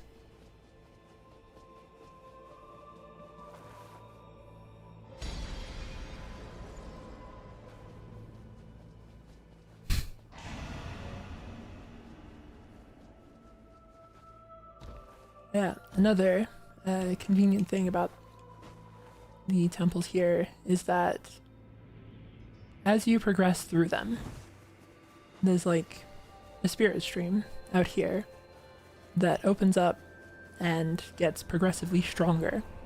After you kill the first boss, it'll send you to the second floor. If you kill the second floor, it'll send you to the third, etc. All the way up to the top here. I kind of banged my head a little bit. But this is a useful thing for if you are trying to leave quickly. You can also just use this for navigation. Like after you clear the temple, you can use the spirit stream to go somewhere else very quickly.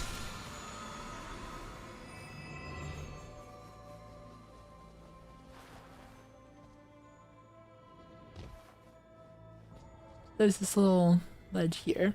Yeah, this is a place that is like... I've seen this kill a lot of people.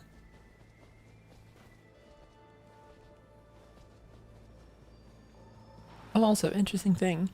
Sometimes you can get corpses that are like... not player corpses, I think. Like these are just from the developer. It just says they are...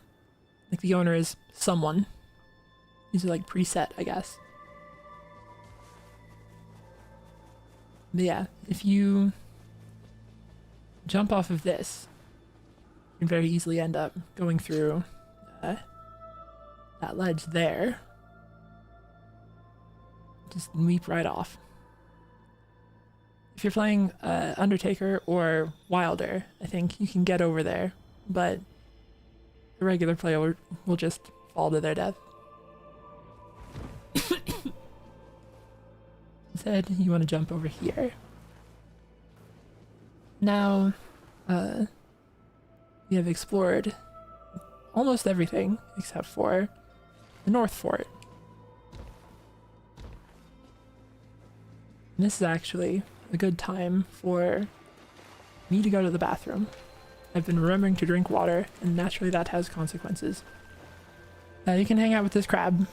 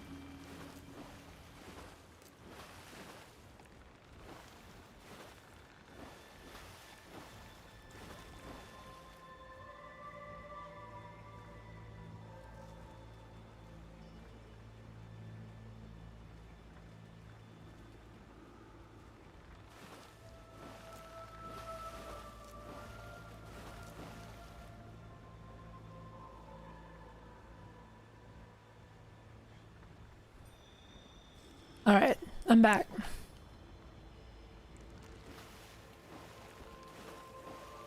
He's still eating. Gluttony knows no bounds. Bye bye, crab. So here, there's an interesting bit about these guys, is that they may have made a little bit of a mistake with them. I'm not sure. But they have a grab, and if they grab you, it seems like other players can't hit them. Like they didn't update their grab to be, you know, interactable, like the Nightreign bosses have been.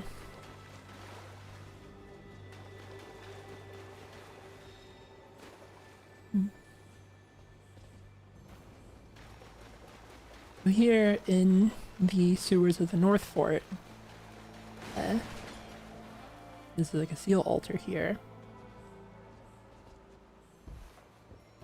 And usually the boss here is either this guy or a Bloodhound Knight, from memory.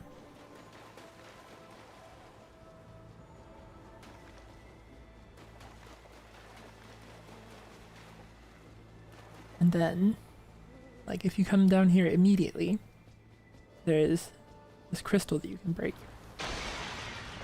which opens up a spirit stream, and also this door. So in here, there's just a red-eye boss.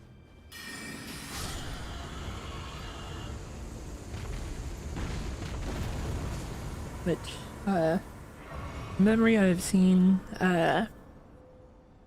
Magma Worm, Deathrite Bird, Erdtree Avatar. Not sure who else might spawn down here, but, you know, another chance to farm a legendary.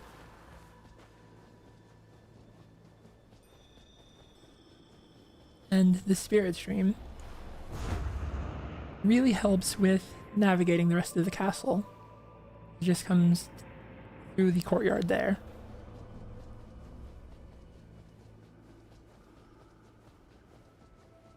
And it said Draconic Tree Sentinel and Elmer. Good notes. I was thinking Elmer, but I couldn't remember for sure. Past here, like past the little crystal room, this room that is full of jars.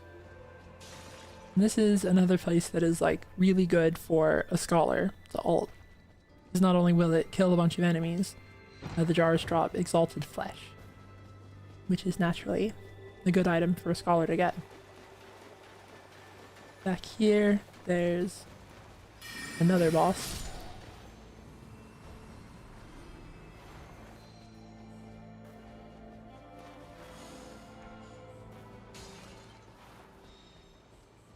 More stuff. Another crab. And this is also a separate entrance into this area. One strategy that you can do is that if you come from the north, you can take the bird over here and try to do some of this fort early as well. Someone has said they both drop legendaries. I currently have the drop rates boosted to show like what stuff can drop. And there's, I think, always a church here. May not be always, but I'm pretty sure. If you come here, you can fight that boss. Go in the jar room. This is another route that is good if you have like Recluse, Revenant, and Undertaker. You come up here, there's another boss. And this is also, you know, another entrance or exit from this area. There's just this hole in the wall.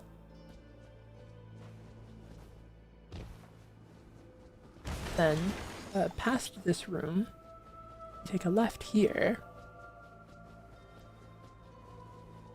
And you don't kill the little jars, because you're not evil. There's more sacred seals.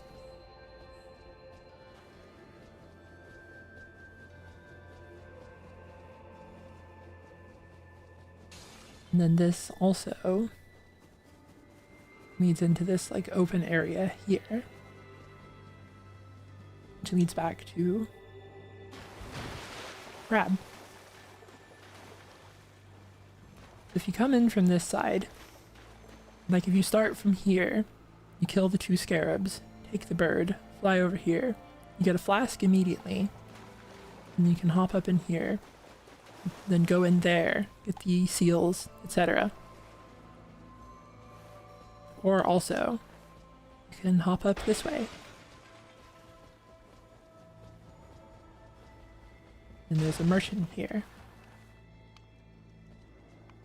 And there's this guy who is dead but is still reading. Admirable.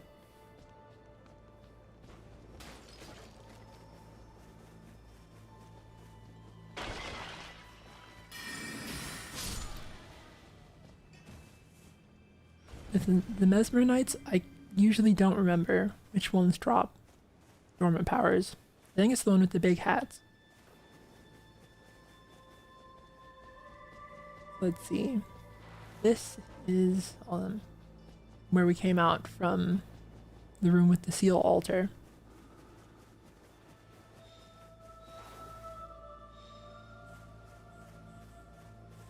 And then up here,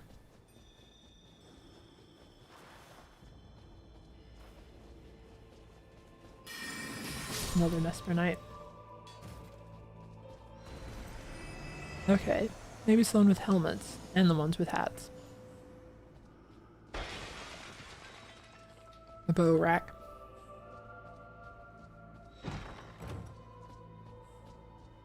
Does this lead anywhere productive? This is the regular entrance to the fort. But up here, there's another big chest, which as usual can drop legendaries. There's this stuff. Climb up the barrels and you end up here by another helmet guy.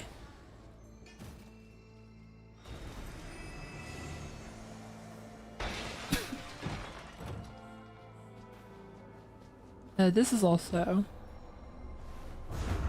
there's like a spirit stream here, and usually a boss up here, there's either this guy or Bloodhound Knight. But similar to the other fort. Oh, I've gone the wrong way. If you go this way around,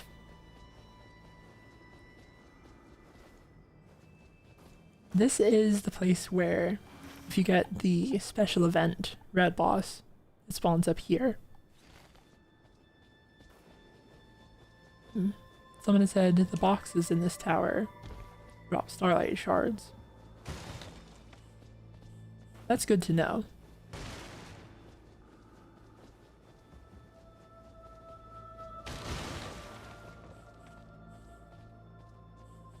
That's very useful for me personally.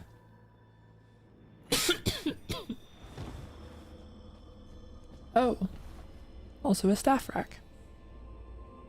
This is a good place to go, I've decided. Even if you don't have the red boss active, that is a lot of starlight shards and a staff rack, even if you don't go up the spirit stream. Good stuff. Well, from here, let's get in here as though we took the front door. As though we are courteous guests.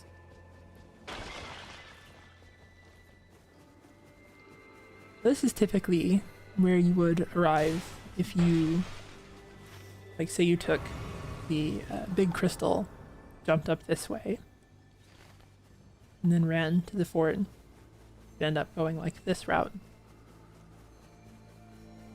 You have this guy who doesn't drop a dormant power, I'm pretty sure.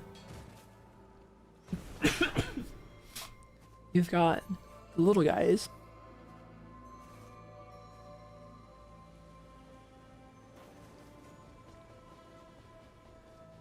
At this courtyard area with the Fire Knight. His weird hat.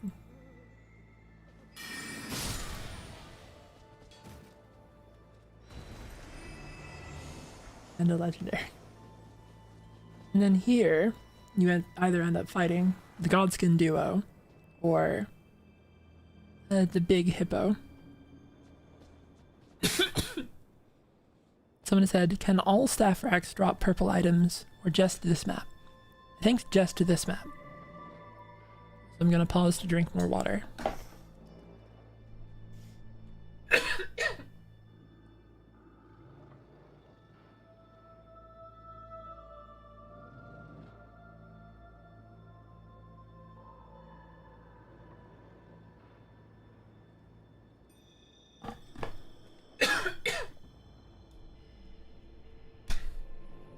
Someone has said, is Zuli sick? I just have like a consistent cough that I've had. It gets better or worse. Don't worry too much about it.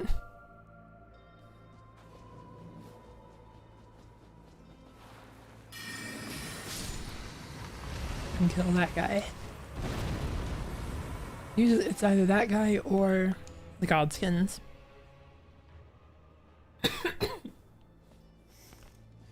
Yeah. It is acting up today, which I think is that since I've not been like waiting to respond to chat or like talking with friends, it's just been me kind of talking non-stop for about 2 hours now.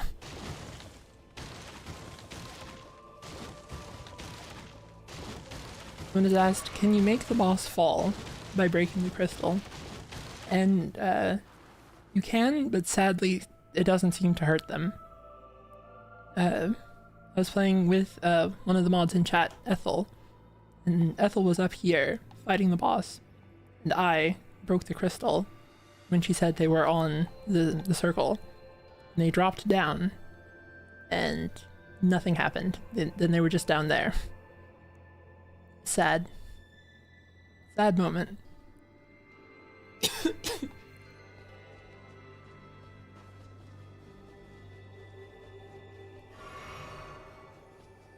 Let's see. We've been through a bunch of the east side. It's on the west side.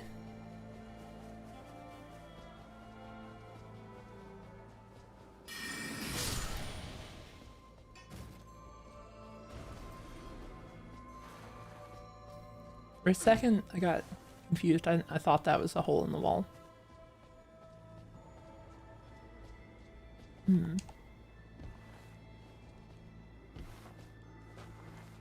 This is a little weird because this looks like something that should lead somewhere. But I don't see like a way for it to lead somewhere.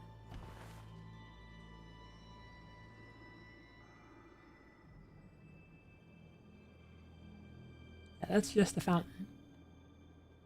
I thought there was going to be like a parkour path up to the ramparts from here. But it's just for fun.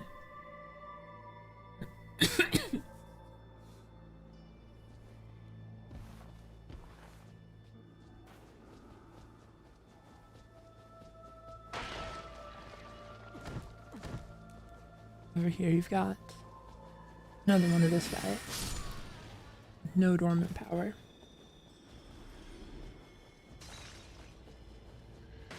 Carrion troll.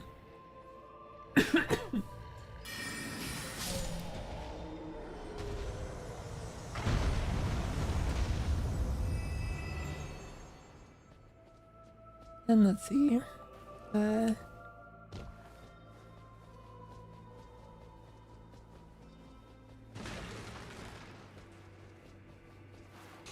It doesn't seem like there's much else notable in this floor.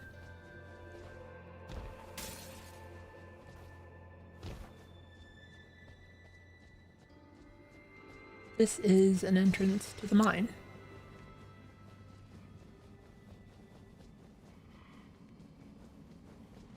There's a stone troll here.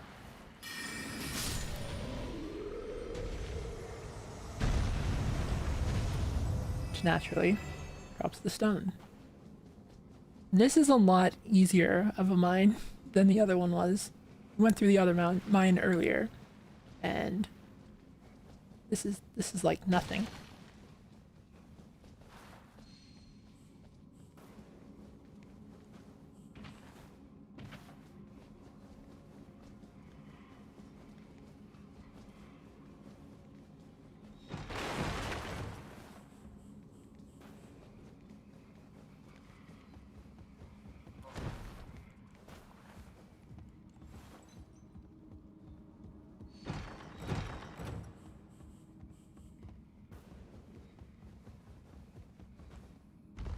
Anything fun back here? Just a chest.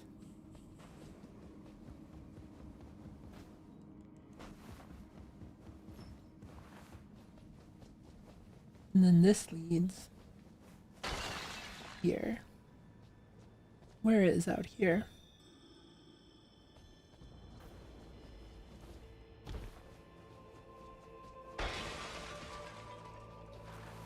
Okay, that's the Spirit Stream room.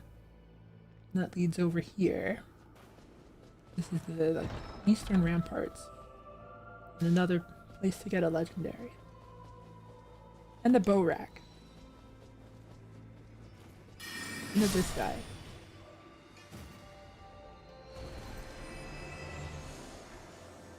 And another legendary.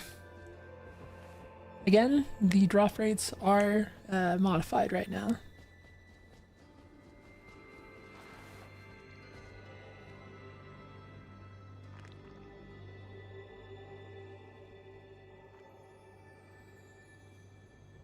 He's stacking rocks, but the rocks never stack. One must imagine Sisyphus content.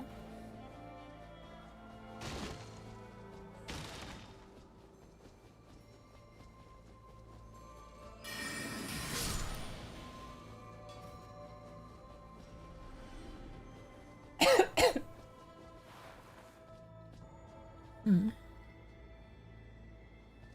do you get here?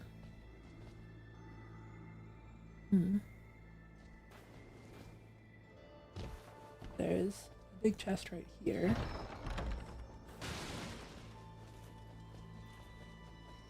Leads to... I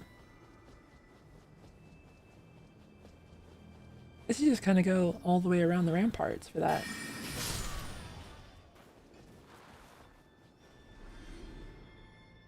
Is there like a quick route?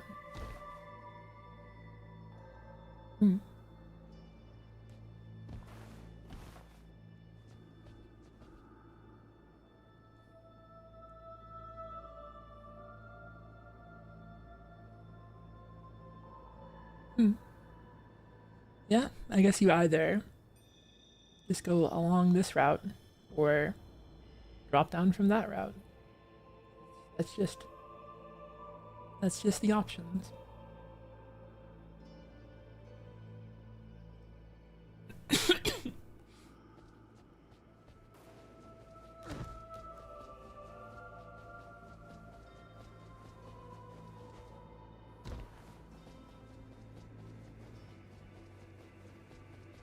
And let's see. On the west side of the rampart, big guy. Did you drop anything? Nope.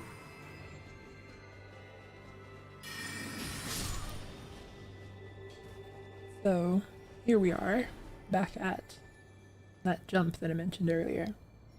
Undertaker can easily do this, but not doing well otherwise. That leads to this church area. Or I guess it's more of like a library kind of thing. Where does this go?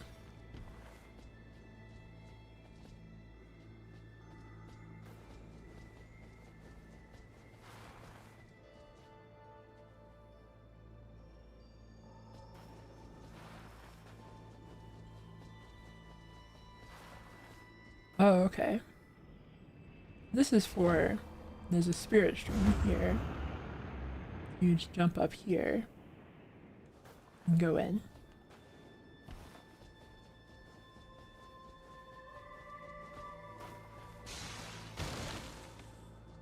Yeah.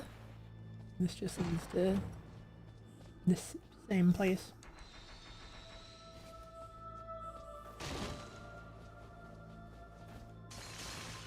We've got this big crystal up here. And a little hole in the wall.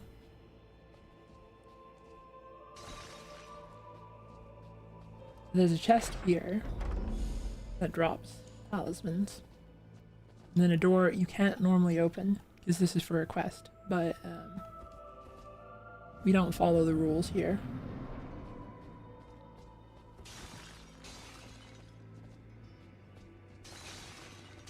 There's like nothing of functional value in here. This is just for Scholar's Quest.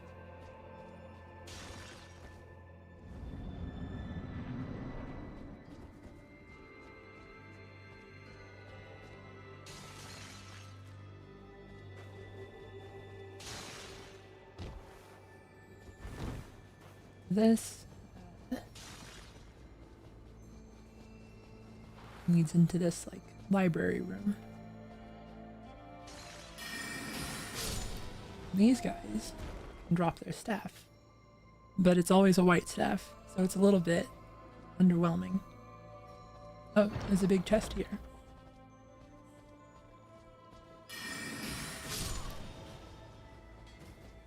And then this brings us back to that jump that I mentioned again. Continuity. So from here,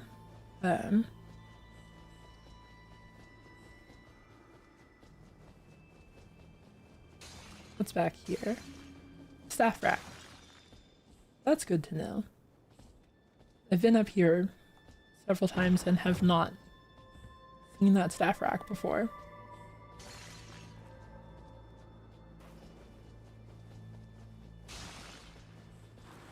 Then there's like a lower floor.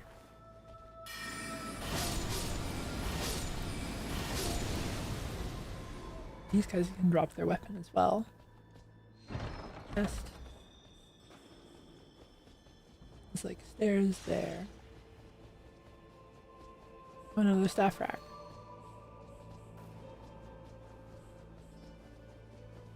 And then downstairs to where we saw the carrion troll.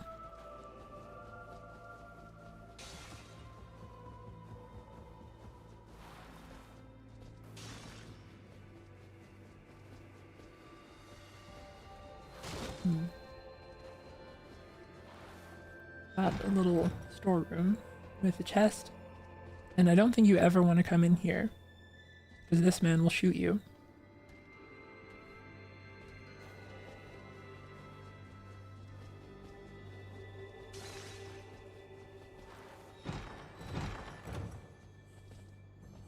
There's a dead body that fell from up there, and if this guy asks, I had nothing to do with it.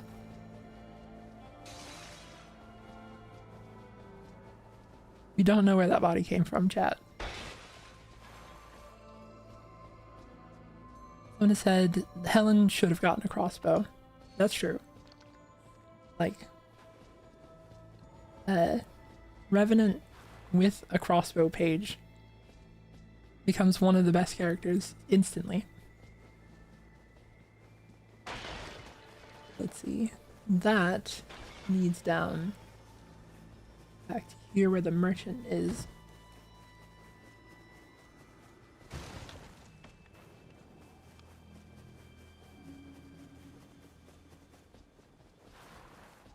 Let's see. I think that's kind of it. I think we've kind of looked around everywhere. Let's get an overview. Been all around the west area. The big, like, academy chapel thing. Courtyard. We didn't get to those chests apparently, but easy to see how you get there. Plus also, any of the stuff that's on the ramparts is very easy to get to once you've unlocked the big spirit stream in the middle.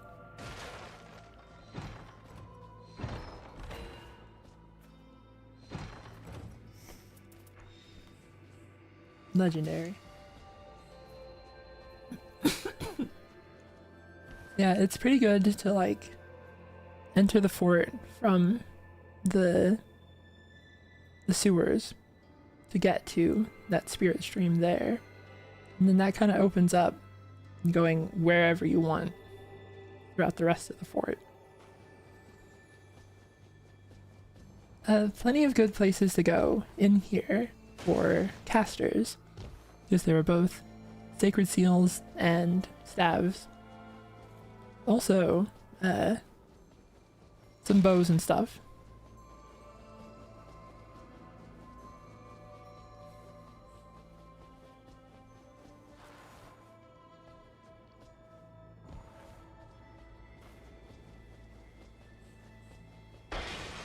Then,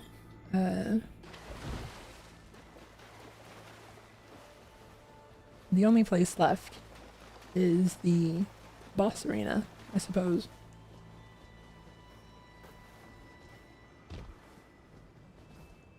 There's kind of two ways that you usually get funneled into the boss arena, which is normally the big bridge here. Also, we're gonna kill this guy just for fun. I don't hold a grudge against anything that he's done to me specifically.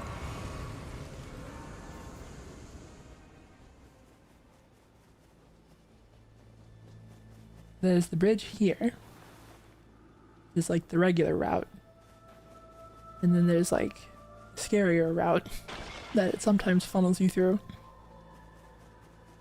Someone said, what about the mine? We have been through the mine.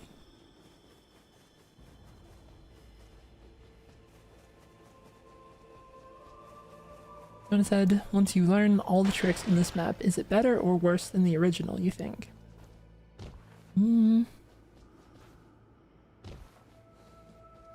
I think that technically the like strongest thing that you can do still is the regular map with Noclateo, because like stacking the Everjail buff and getting Noclateo does a lot more than you get a free alt at the end of this, or you get a free alt when you run out of flasks against the Night Lord. There is also you have a lot higher odds of getting a legendary here That's something to consider. But that's less good in Deep of Night when red weapons are a lot closer. So this is the other way to get down there. You have to kind of jump from here. Although, someone that I was playing with said that they failed, like they forgot to jump and it just let them through, so let's try it. Okay. That's actually really good to know. You don't have to jump. That, I guess there's like no risk to that at all, actually. As long as you like fall from the right place. And this is where you'd fight the night boss usually. No, I said usually. It seems pretty much always.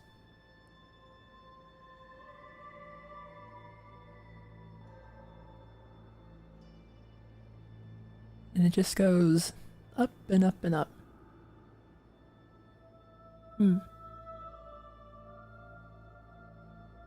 Interesting stuff.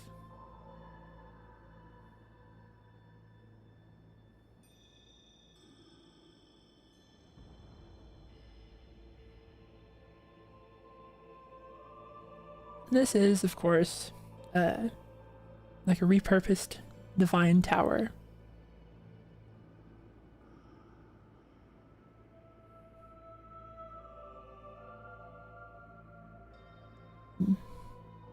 Someone said, will there be more membership perks?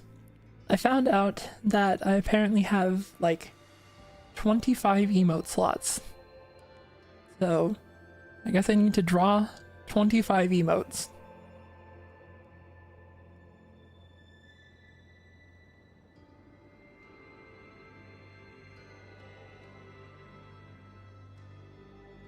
So I'll try to have some progress on that by the next stream.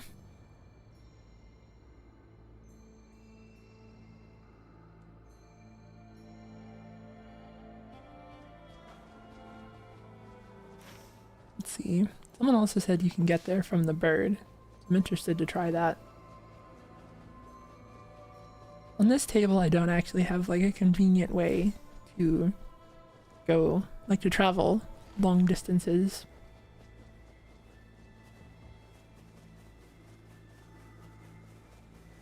I need to like set that up again.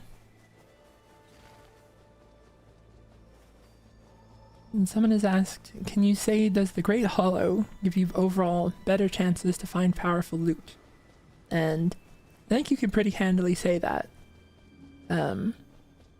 You have a lot higher odds of getting legendaries because kind of the whole map is treated as if it's, you know, shifting earth odds. Like there's a lot of things that in like Noclateo or the Crater or Mountaintop, etc. can drop legendaries. And that's just all throughout the Great Hollow.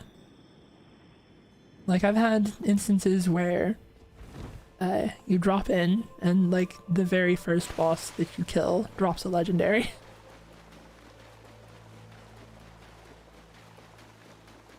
When it said, hi, will there be a balancers analysis video? There is, and honestly there should have been by now. I've been kind of locked in the executive dysfunction really bad. Like I've spent hours just like staring at the text editor trying to like write the script for it and stuff. Let's see. I guess you'd want to go like ascend from here.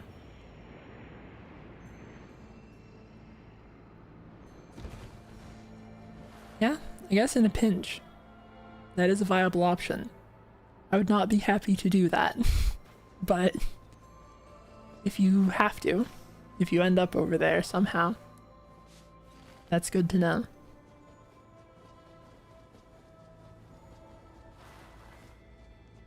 Well, I think that that's kind of the exploration of the Great Hollow done. that isn't all of the content that the DLC added. We can go take a look at, there are some new points of interest on the regular map that we can go check out instead, or as well, rather.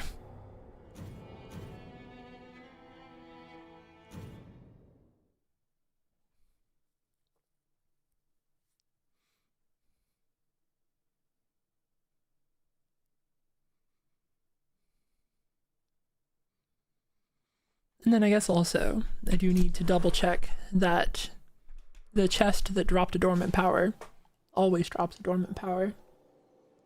Oh yeah, you'll notice this additional menu pops up. For the most part, I've just been using Cheat Engine to do stuff, but this is a mod by my friend TKGP, which is called Free Reign, and lets you just kind of drop into a Night Lord fight if you want to, or do the Everdarks offline, etc. Alright, let's get rid of the Great Hollow.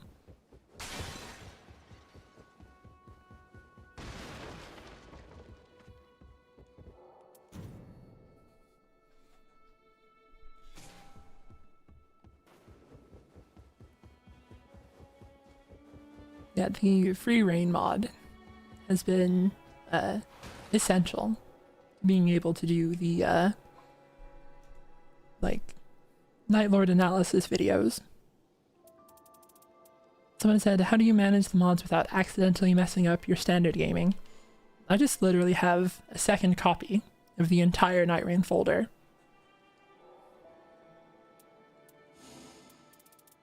Let's see. Let's head back in.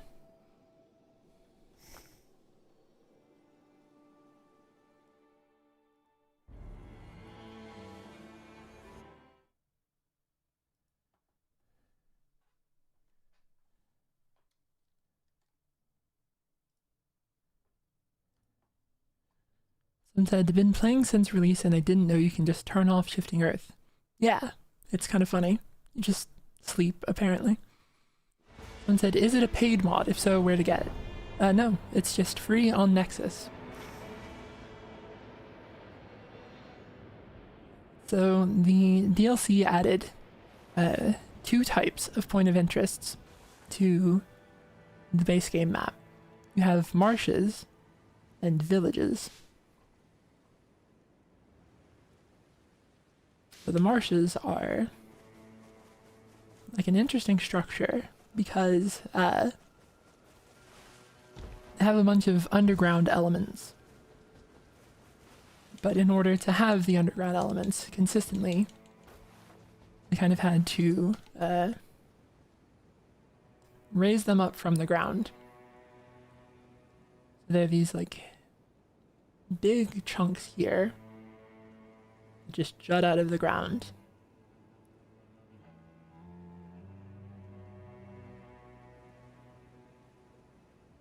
You can enter from the front, or if you're coming in from the other side, there's like a hole in the back that leads to the marsh area as well.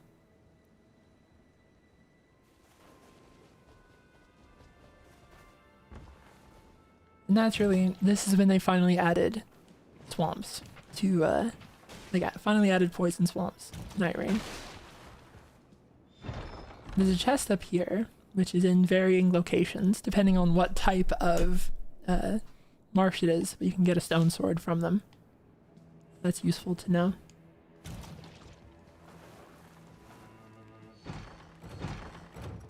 Thank you, Unklimit, I guess, rather, for the super chat. Love your content, thank you so much. Thank you as well.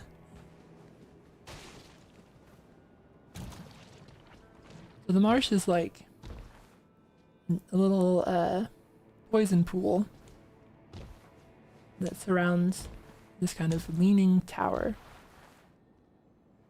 And there's like a little bit of stuff on either side. Sometimes the chest is over that way, sometimes it's on that other side. Then once you go down here, there's like more shallow marsh, which doesn't slow you down. It still applies the status effect.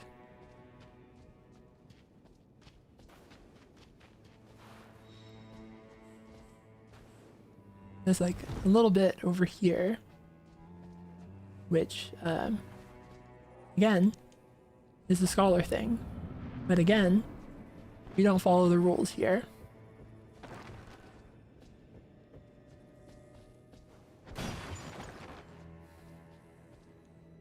If you come here and you see this door and you're like, what is this doing? Don't worry about it. It is just for the scholar quest.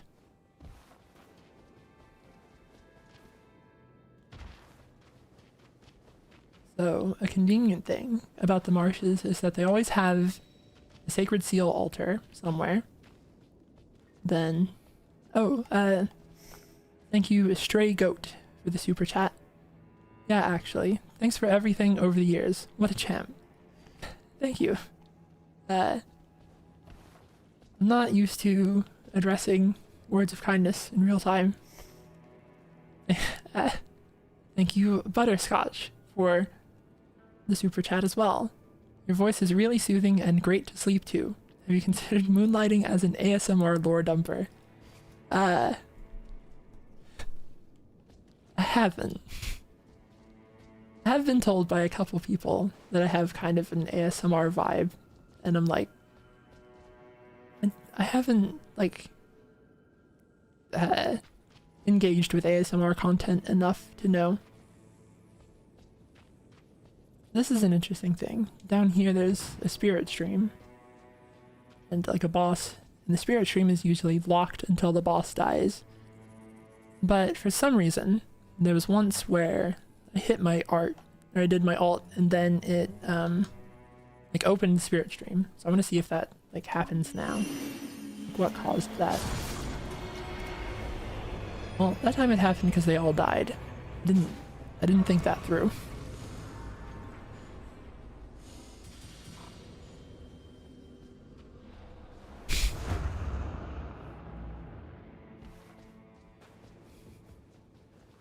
But yeah, what I was saying earlier, each of the marshes have marshes have a seal altar and a staff rack somewhere. They are very good for casters to go. They're good places for casters to go. And like where they are in either type varies. I think that somewhere on the ramparts there also the chest, which I'm not sure if these ones can drop stone swords or not. Let's head up to visit.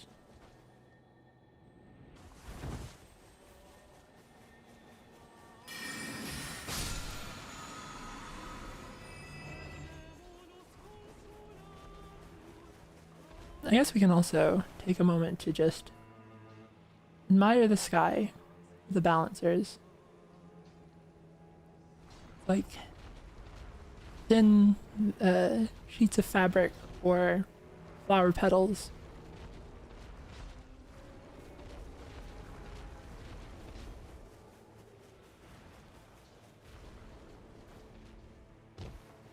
So the villages are also a little similar in that they have a big area that they sit on. Oh, thank you for the super chat, Bob Ender. Wanted to ask if you had a favorite spell in Nightreign. Mine is Explosive Ghost Flame. In Nightreign, I'm a big fan of Giant's Flame Take Thee, because it is very fast and it does a lot of revive damage. Naturally, Stars of Ruin is really good. Trying to think if there's any of them that are like a little unusual. I've been using a lot of Meteorite of Astel, because like it lets you just spam down the bosses.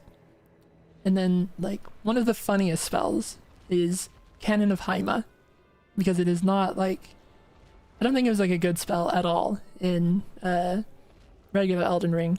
They gave it 130 revive damage in Nightreign.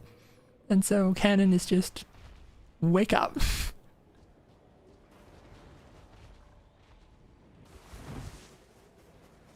Canon says, like your friend says I'm down, and Canon says, no you're not.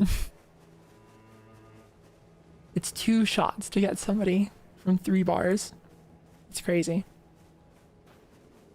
Oh yeah, someone has pointed out Mesmer banners. This has Mesmer Knights in it. They have, some of them have DLC enemies. Some of them have, like, Ancestral Followers, Black Flame, Sorcerers, and Monks. And then, I think there's another type that I'm forgetting. Orcs. You can have orcs here as well. A fun thing that you can do very quickly in this one is just like, you hop up on top of the building, hop up here, here,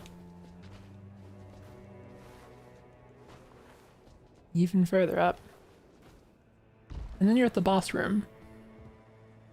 Normally you have to kind of like run around this whole area and then get up the bridge and get here.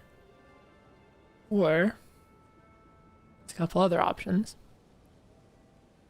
This is also a fun place for casters because you can just like if the boss is being mean to you, you just go, "You mean to me up here, idiot."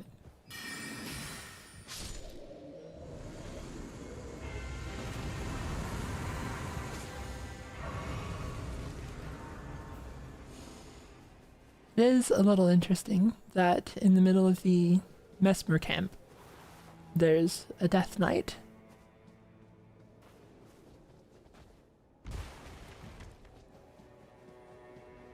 I guess it's like, you know, Mesmer and Godwin are related, but strange alliance.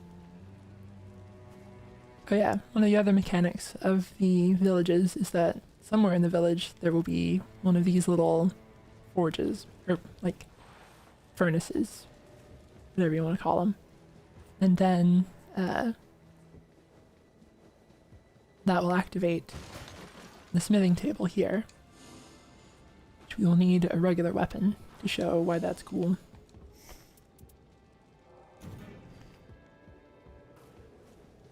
So here, you can select a weapon in your inventory and re-roll its passive.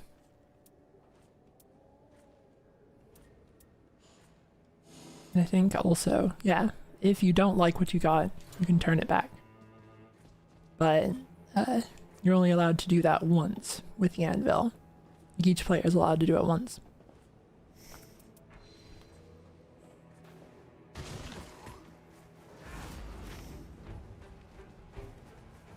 Let's see. We can go look at one of the other villages over here. And I can run off of a ledge.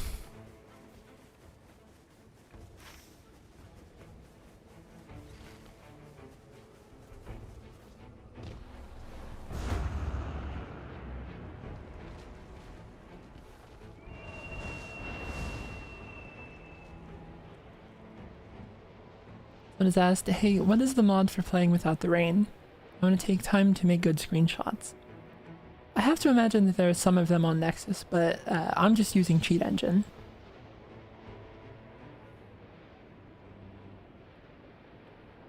Yeah, also, this doesn't change the time, but I do have, or do I in this table? I guess I don't have in-game time on this one. There's some stuff that, like, they do patches and then I don't update it yet. So there's like tools that I have access to that, again, the executive dysfunction hits you and then you don't keep up with them.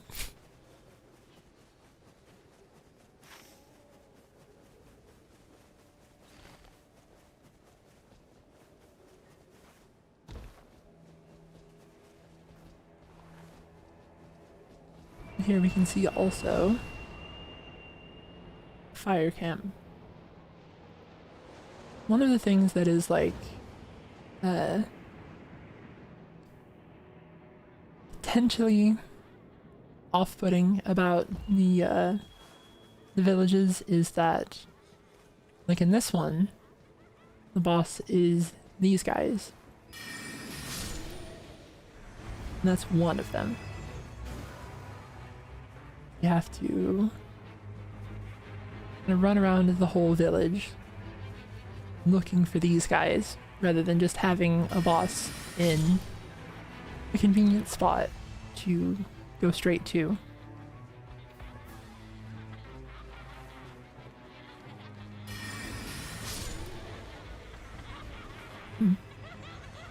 That's already turned on. That's interesting.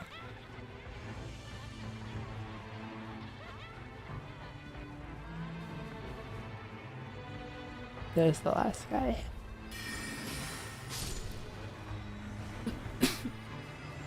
So the villages can be a little bit of a knowledge check, because you have to like kind of know where the enemies are and know if it's like a village with a single boss or multiple. Know like if it's worth doing with your time.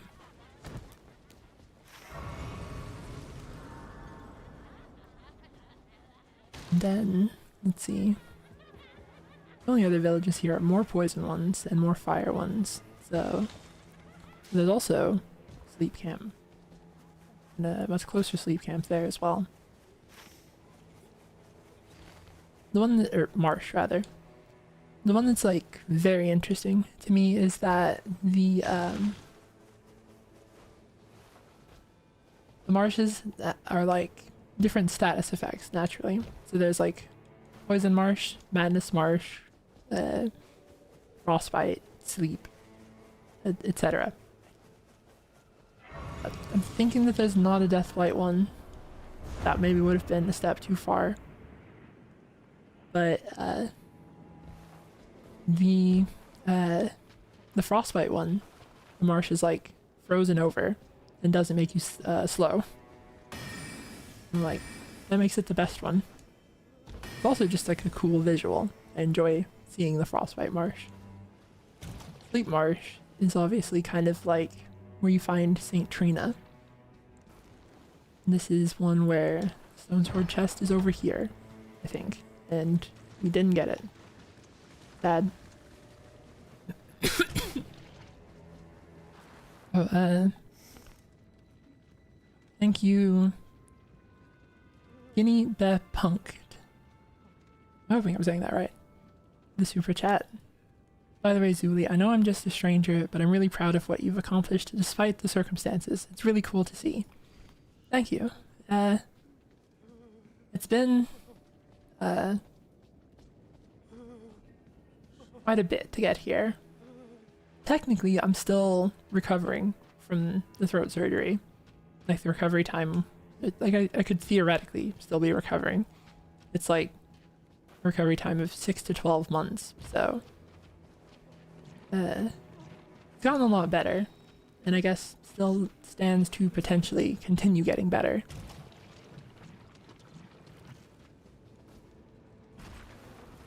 This camp I don't like, or this marsh, because the Cuckoo Knights are just annoying. I don't like enemies that have shields. As a caster, they just sit back, hold up their shield, and take forever to kill.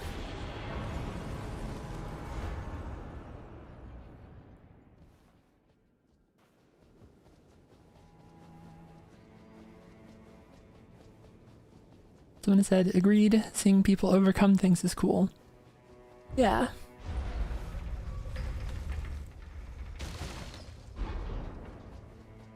And this is one where the staves are up here.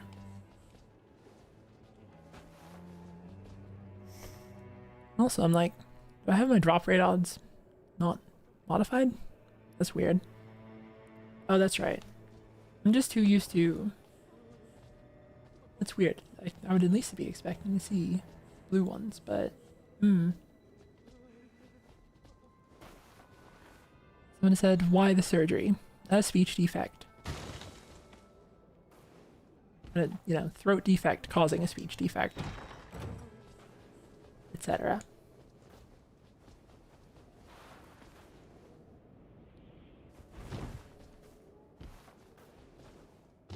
Someone said, as an Iron Eye main, I feel you. I hate shields. Yeah. Alright. I guess that's enough of that. There's also... Oh, thank you, Otto Willem, for the super chat as well. And they've just sent flying bean. I do enjoy it.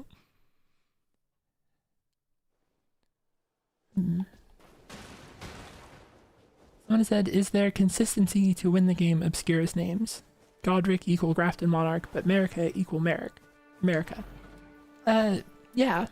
It's like they didn't change the name of items. They're like Godric equal Grafted Monarch, except Axe of Godric is still Axe of Godric. There's also one fun thing we can, or another fun thing we can do that I learned. There's like potential for fun bits for like pathfinding stuff you can do as like exploration stuff you can do as Undertaker with her ult. Also, none of you saw anything.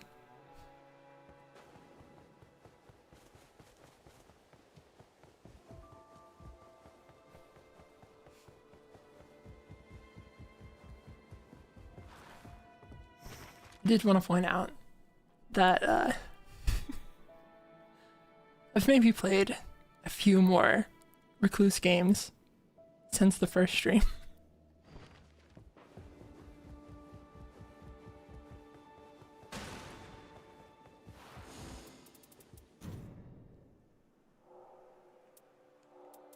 There's like a fun bit that we found in, or not the mountaintop, Raider.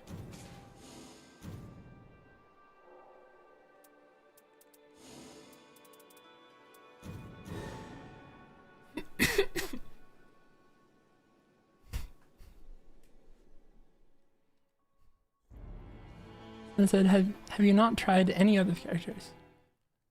Nope.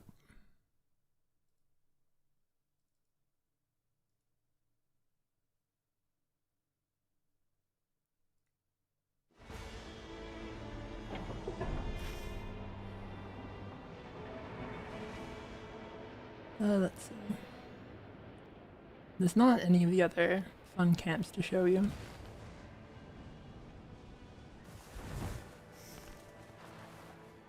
One thing that is a bit silly is that, like, if you want to, you can just kind of get around like this.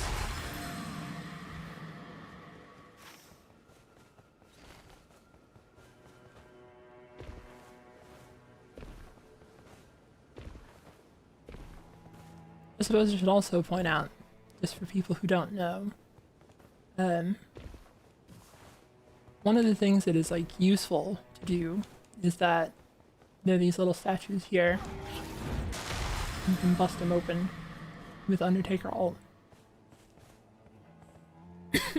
Sometimes they'll have purple what am I trying to say? Purple upgrade materials in them.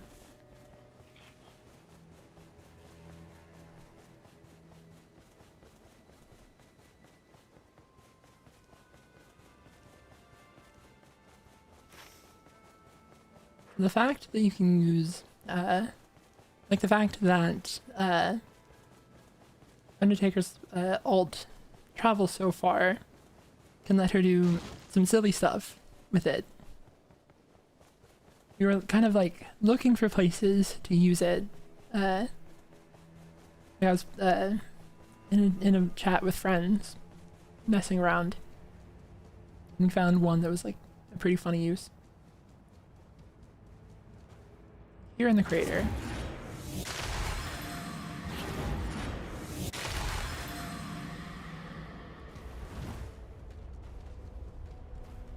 That was kind of just for style points. That wasn't related to the bit. Let's see, where is it? There's like one of these that you can drop down onto.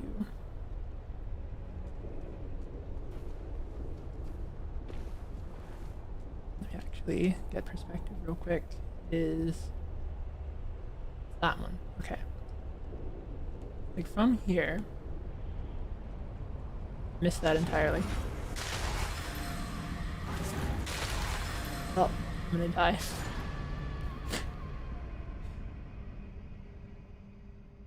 I haven't practiced this much.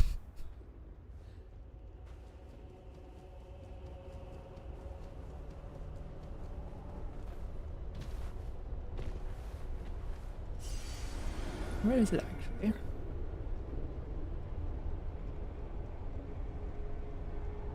Right, so it's that one. From here, you want to... I still messed that up. That may still work. So, yeah. So what you're supposed to do is fall onto that one, jump down to here, jump, and then... You can tell that I'm not too experienced with this. Again.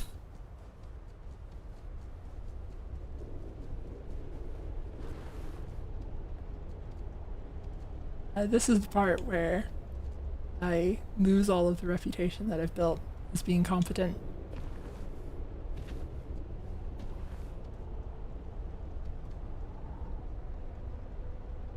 Yeah, it's that one. You jump down here. That's interesting. Hmm.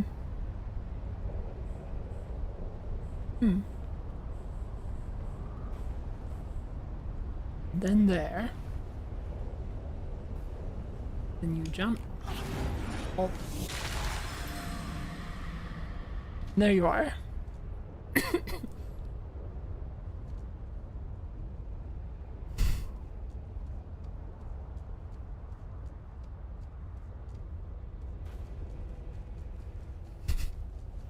Someone said first try. Yep. Yeah, for sure. Someone said, is it only Undertaker that can make it over? I think that it might be possible for Wilder to do as well. But, doesn't really seem like anyone else passed that.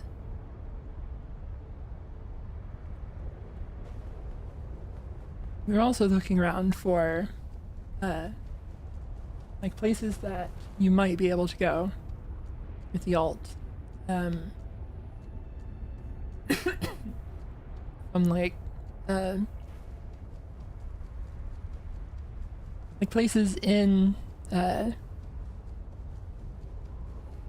Great Hollow that you could easily get to, and in Noclateo with the alt, but we didn't find much that was too exciting. But if you are, for some reason, like super desperate to get down here as Undertaker and be away from everyone else, then that's an option.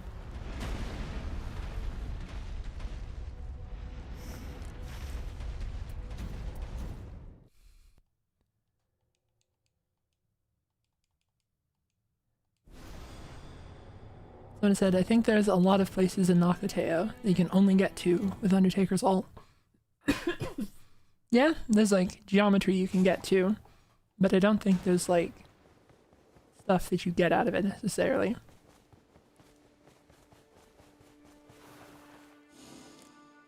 Also, this is just funny to me.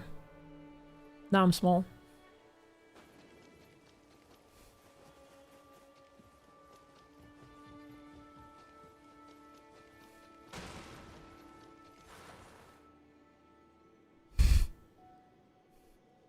small recluse.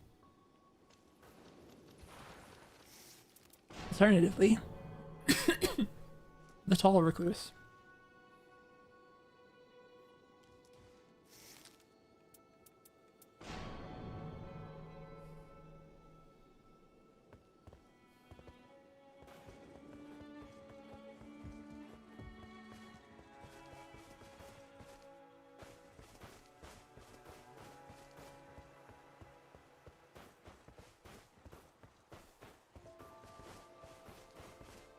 It is just funny to do the other stuff. Wide recluse.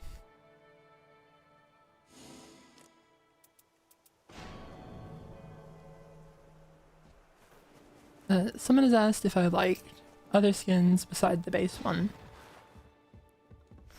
And the thing is, the other skins are like, they're not bad. But like, this is a very good outfit.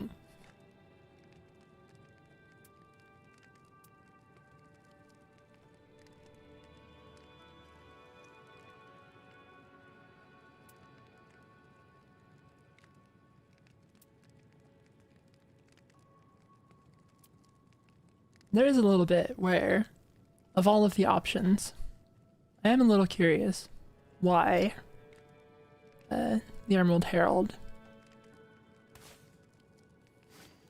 There's also something that I'm very sad about with the Emerald Herald skin. We can look at very quickly.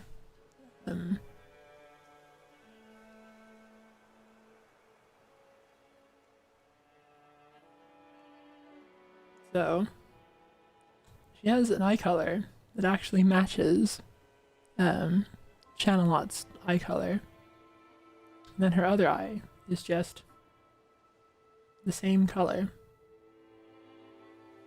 Very hard to actually maneuver the camera like this at the low FOV. You can see that it's also just regular.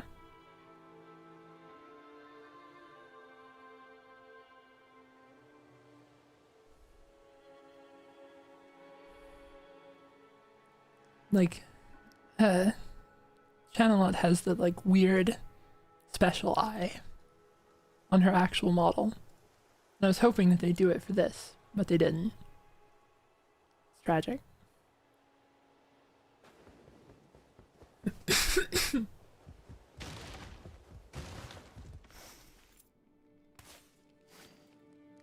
The eye color for all of them does change. Like here it's like black. At first I thought there was just like a couple eye colors that they went through, but that's true for some of them, but not all of them. Like some of the characters have limited eye color. And here it's kind of a more like pale purple.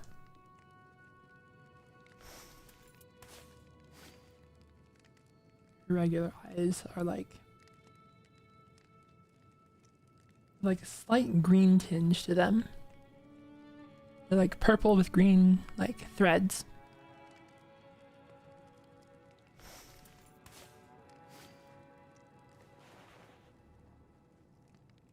Here they are gold, naturally.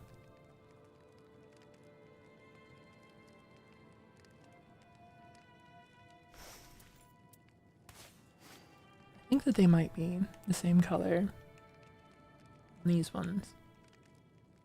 That's her base color, actually. Yeah. Her and the Witch of the Wheel are very similar. And then we already saw those. There is actually also a very interesting bit with the Witch of the Wheel skin. Let me real quick set this up.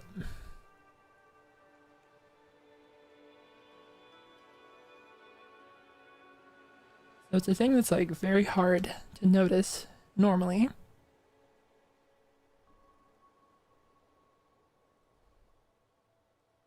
But her face is like ever so slightly different. Like the bridge of her nose is thinner and her like lips are a little bit smaller. they did actually make the Witch of the Wheel have a, you know, different face. Like all of Rakusa's other skins use her face, of course, like her regular face. So then there's just the one Witch of the Wheel face. It is like an actual different one. Which I thought was interesting. It's like ever so slightly different.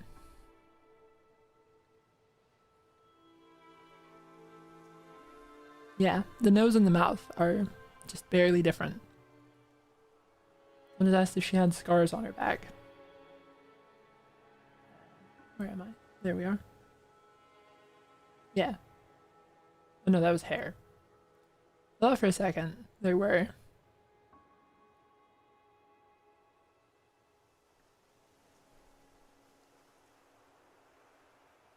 It doesn't seem like it at a glance.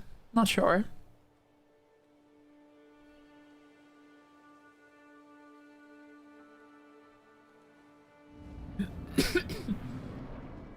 Oh, with the Undertaker. Yeah. Undertaker has scars on her back. Alright. And that hidden. I think for that you need... I'm not sure if all of them do.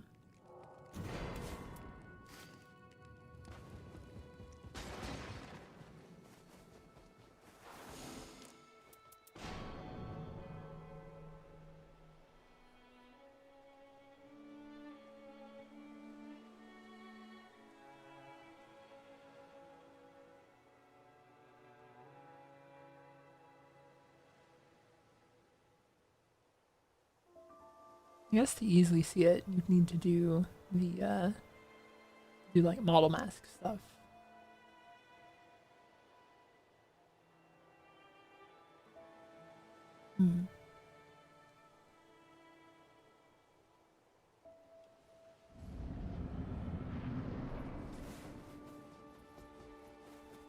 Either that or...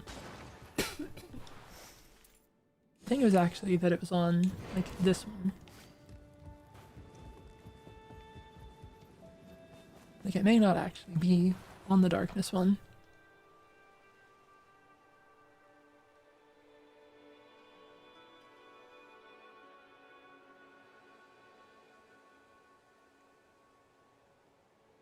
Yeah. Yeah, her back is a little, not doing great.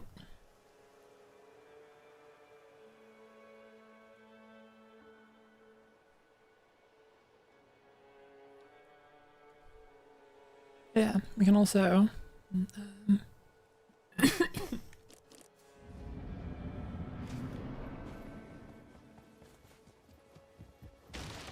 let me switch back just for fun. You can see what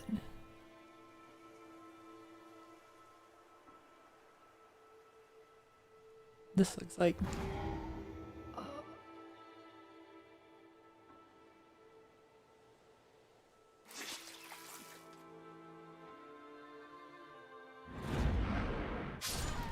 Oh, right. I forgot that it does that.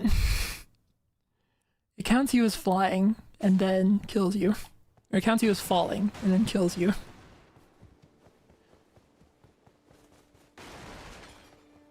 Let me real quick. I think that if I disable gravity, that will fix that.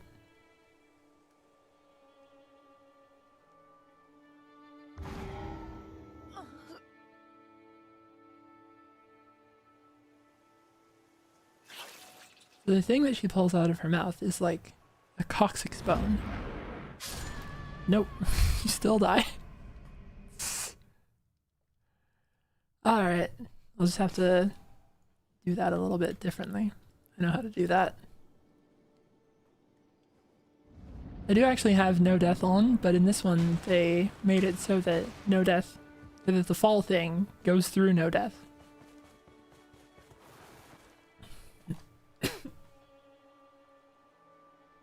Yeah.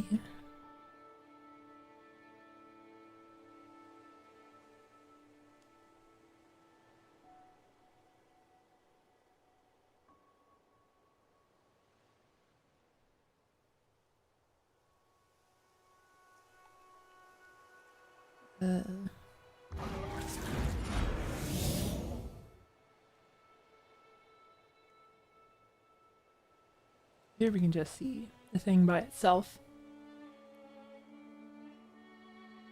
Oh. I think she's dying now. Should be dying.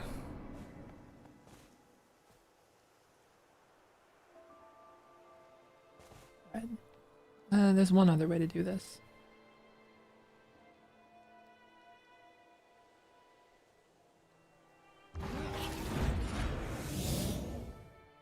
This one's a little annoying because it ends up blurry like this. We just have to freeze her animation, unpause, and then pause again. Now we're good.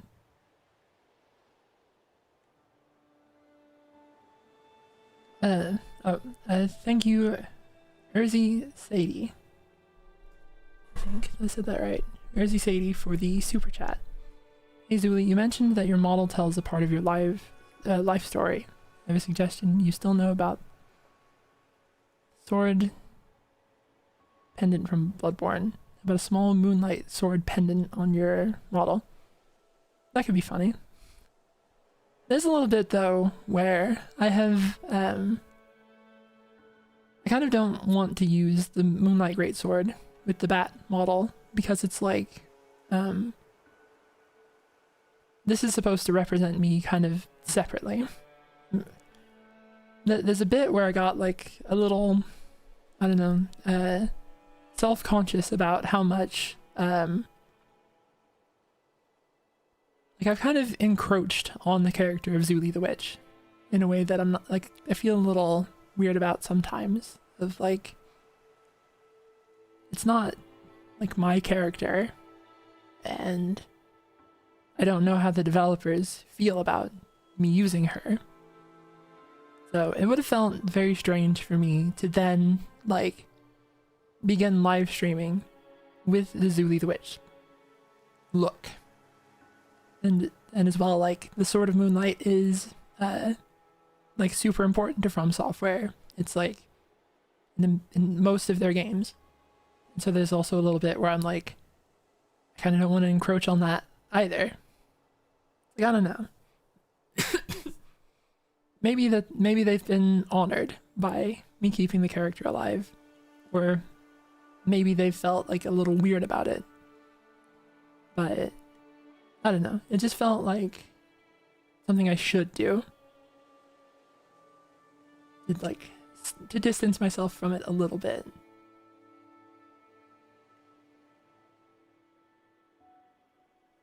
Also, in the background, squid bone.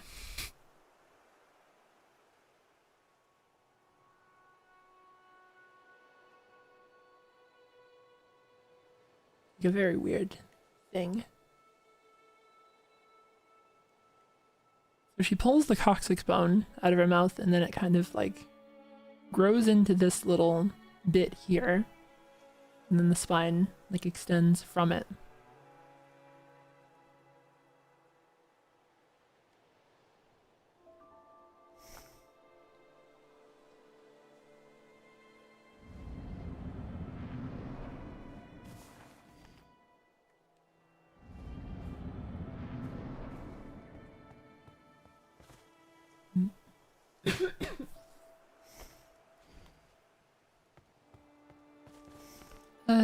One of the other things that we can look at is just, we can go glance at the new bosses.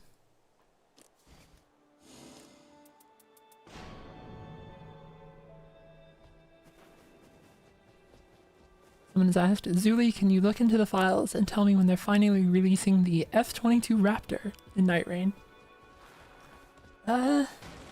They said in an interview that they might be adding new equipment and weapons, but I don't know that that's what they had in mind, necessarily.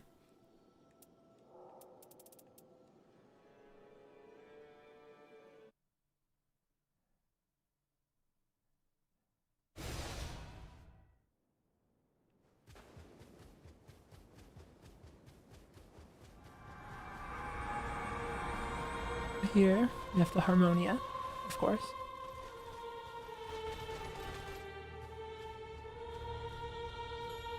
All of them with their different weapons.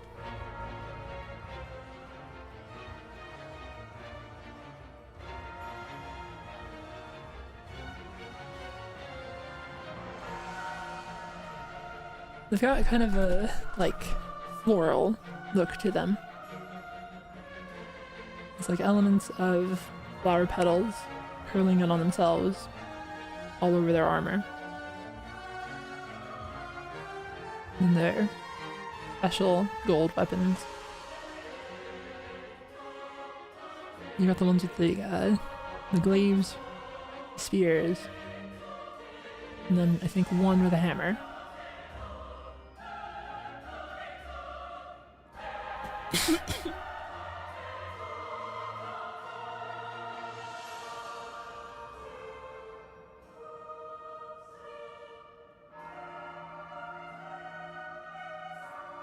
They even have cute little, like, floral ornament in their hair.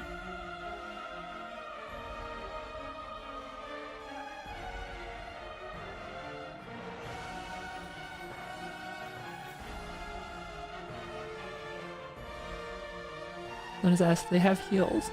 Yeah. But this is the thing that I hadn't noticed. It's kind of... Is that just... Okay.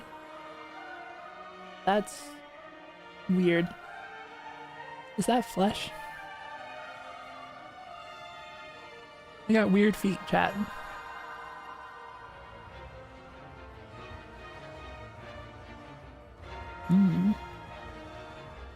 That made me a little uncomfortable.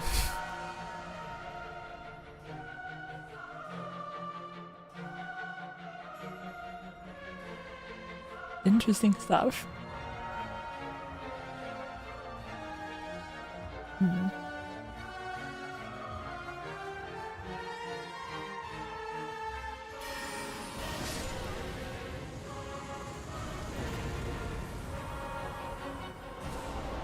Well, don't worry about that anymore. Kind of forgot that it was gonna kill all of them. I guess I kind of need to manually send them into second phase.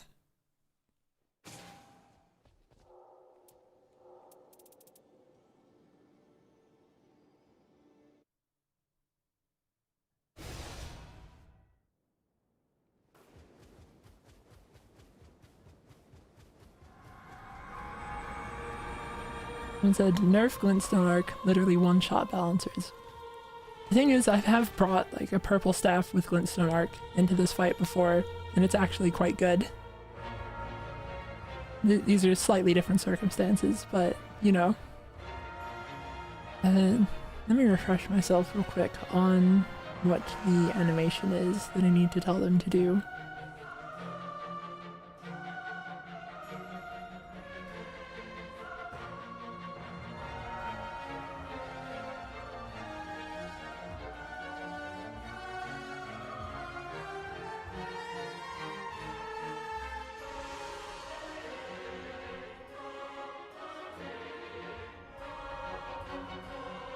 One of them in the like 20,000 range.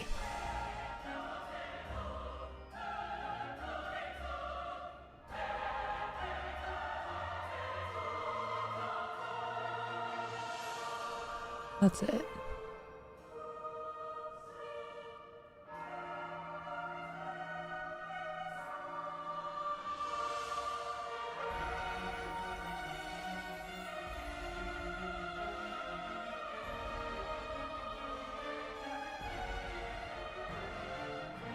Alright, one of you is getting promoted.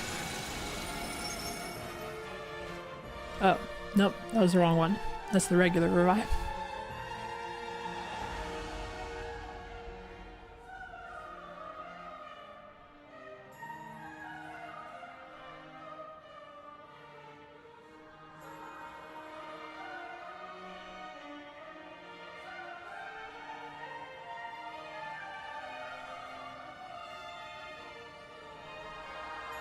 Okay, I think it's that.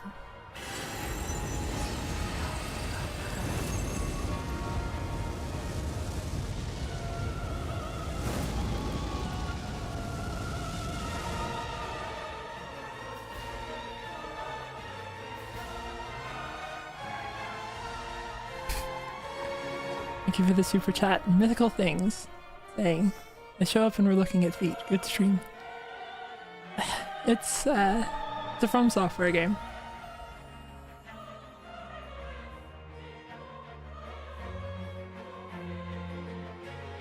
They got kind of a like pinkish glow to them. And then also the like bigger floral shawl.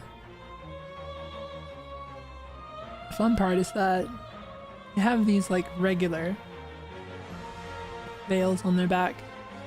And those are the ones that are just sticking straight up here.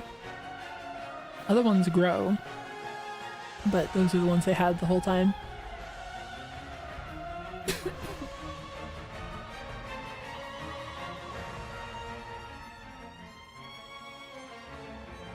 And then of course we have the skybox in the background. It's just a big floral eye.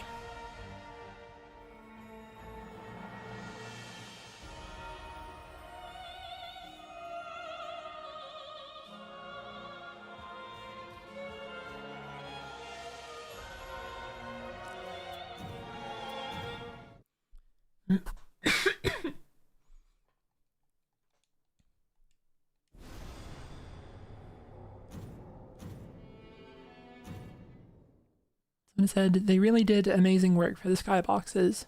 Yeah, it's very interesting on like all of them.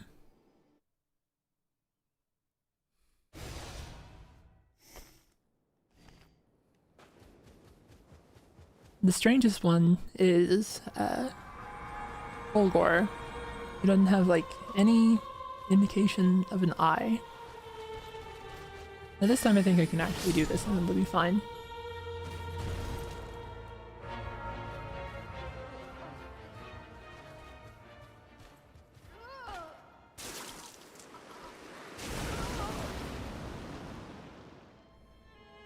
This is when they get scary.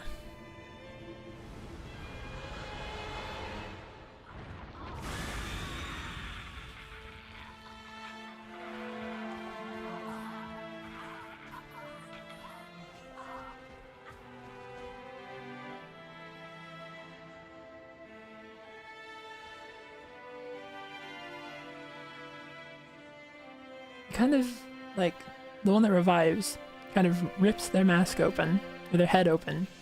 There's like a seed inside of it. And then they have like a porcelain, you know, armor, skin cover kind of thing over like bloody red flower petal skin. And there's like multiple places across their body where they have the little seed in them.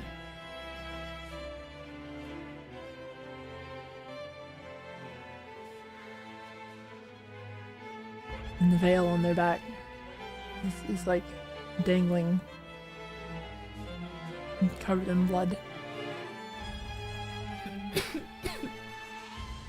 Thank you, Fez the Moose, for the super chat. When I first saw people playing this game, I thought it might be connected to Ronnie's ending. Sadly, playing the game and watching lore has made me realize it's not. Yeah. It seems like there's kind of like a little bit of, I guess, different interpretations of the night. And I think that there's like shades of stuff, but this is like a different thing, seemingly.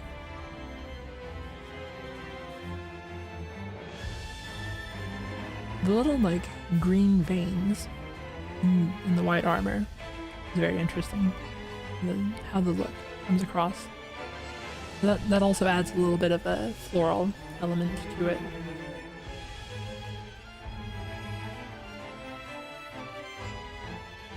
Then the kind of like bloody flesh has fused into armor. in a way that's a little, you know, creepy. And then the contrast of their glowing golden weapon. Thank you, Outer MXNE. Outer. Not sure how to pronounce that. Sorry, I gotta get back to military training, but the streams are great and enjoyable. Wish you and chat the best. Wish you the best as well.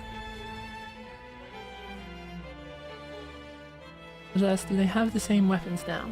No. You can still see some have spears, some have the glaives. And our one hammer girl.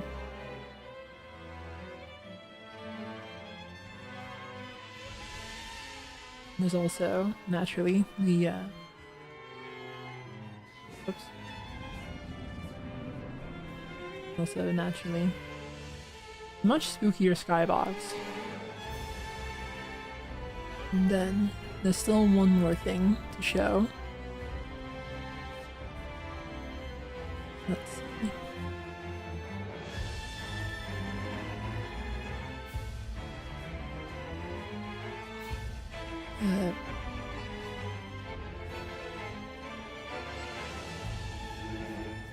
Oh, that's not it.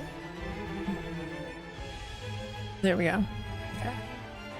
I was messing with the wrong thing for a second there. And so, wake up. Hello, the worm.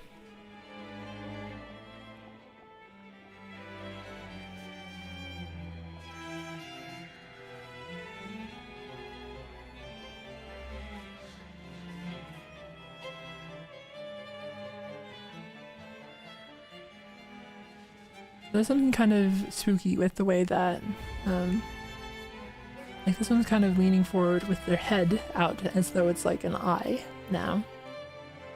Coming out of the big thing.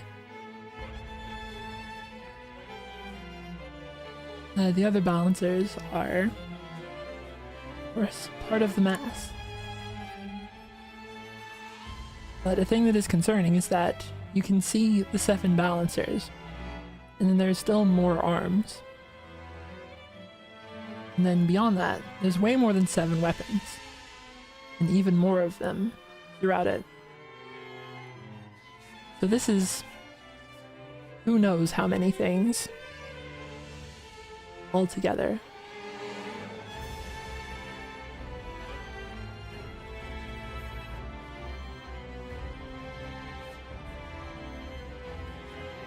And of course this looks even more like an eye now.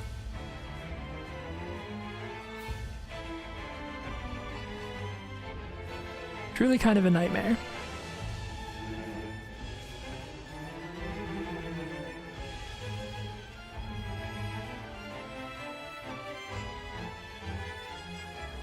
Also, kind of a funny bit is that this is apparently a heavily modified ulcerated tree spirit. Like the base of this rig is using the ulcerated tree spirit as the core.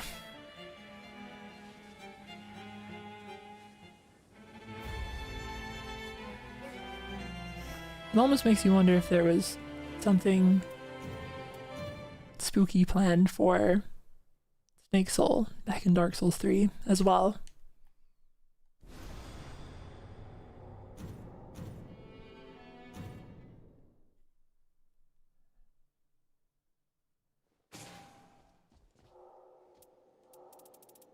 Then we can look at Stragas.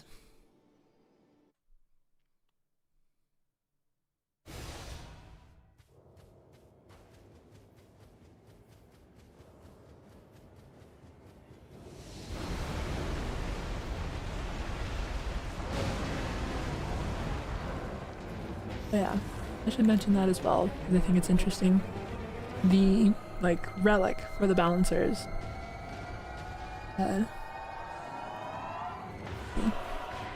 Tiny farming village was besieged by bandits and proceeded to ravage with its plots and people.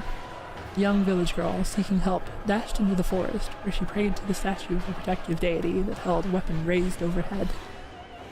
By the end, the village was steeped in red and settled in silence. The village girl, drenched in blood, stood with a vacant stare and a heroic weapon in her grip. The impression that you get of this weapon, or of this story, from the original Balancers fight is maybe a traumatized, shell-shocked girl holding a weapon, but, killed all of the bandits and saved her village. And then the impression that you get of it after the Everdark fight is that, drenched in blood is her own blood and the blood of everyone in the town. And the vacant stare is that he's not even alive anymore. Zombified. It's certainly a definition of help, I suppose, from a deity.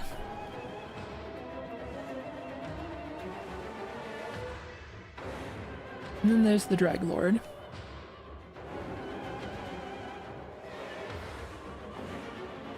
I should tell him to stand still. Tell it to stand still, rather.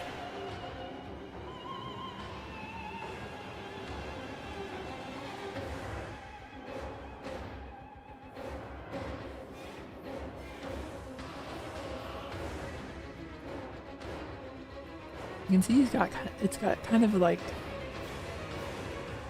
don't know, ridge of bone curling around it. There's a bunch of weapons stabbed into its back.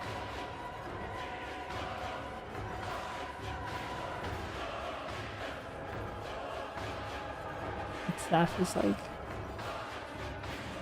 some kind of gnarled tree or bone, or both. And again, there's a bunch more weapons used together inside of it.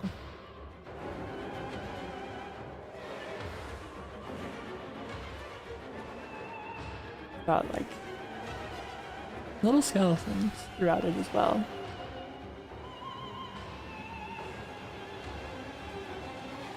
It's kind of Gravelord Nito or the Rotten-esque. It's also full of meat.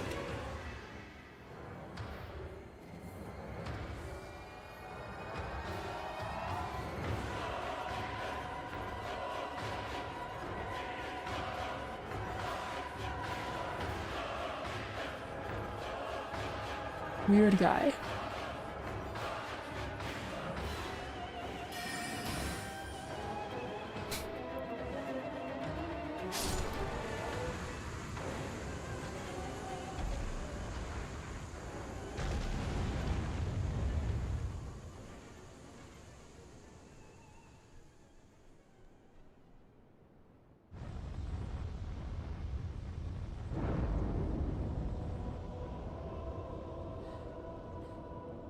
I did have to allow him to move again to die, and so that was a bit of a silly interaction.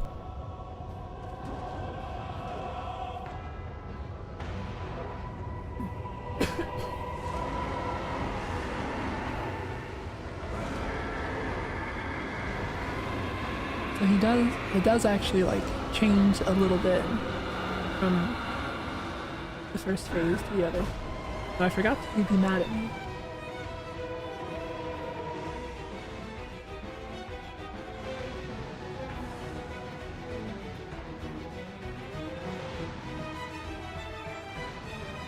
Alright, stand still. Behave. I need to move it back over here a little bit.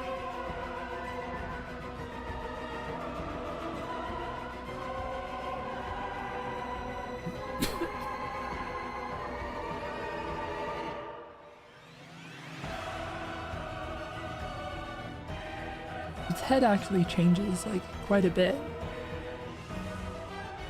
It gets these glowing eyes. In some ways it kind of reminds me of Demon Souls Dragon God.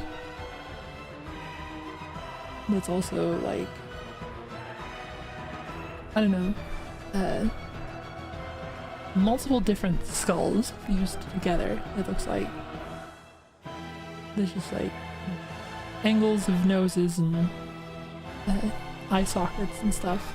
It's just something. Also, naturally, Manus. They've liked this kind of multi-eyed look before.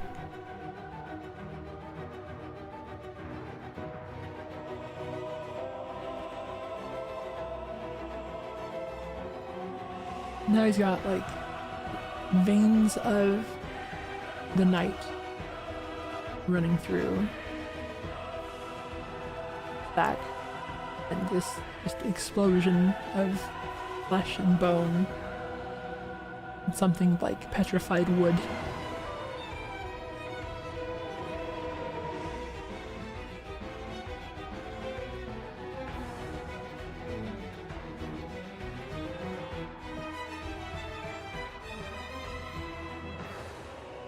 Interestingly, you don't see as much of the, like, evidence of other bodies throughout it in this phase.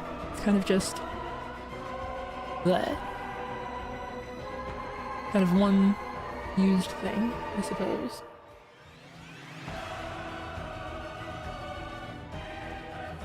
Someone has asked, was it ever settled if he's Dark Souls or just victims of the night? Victims of the night. It's the night belonging to Strongest, left upon its defeat.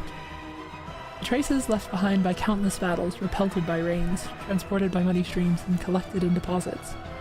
A mixture of remorse, desperation, and sorrow eventually formed legs, stood of its own accord, and finally voiced a curse that would become its mantra. Smash, smash, smash the night. It is like, so the bit with it, as far as I can tell, is that it is traitorous, Strongest, in the first phase. And the word that they used for, the word that was translated as traitorous, is like to overcome, to rebel, to like oppose a powerful force. So it is rather, a thing that was born of the night, but which opposes the night. It is traitorous because it is resentful of the very thing that created it. And then in phase 2, it's pure impulse because it's like no longer even thinking about its resentment or the will of the stuff that it's made up of. It is just trying to destroy everything.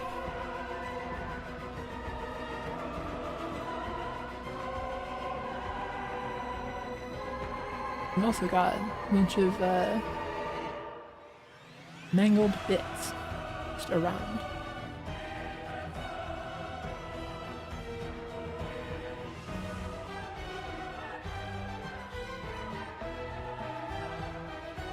Also have like skeletons and people inside of them.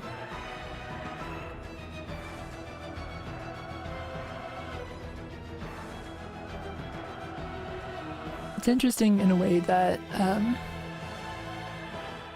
like both the Dreglord and the Balancers are like forces that are to an extent in opposition to the Knight that they added in the DLC,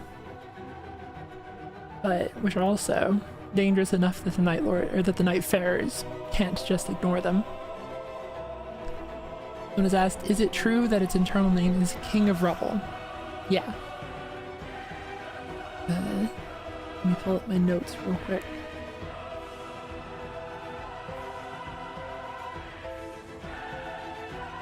Let's see, for that,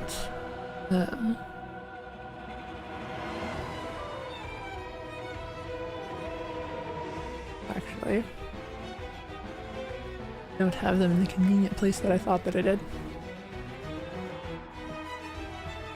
I can be a little disorganized sometimes.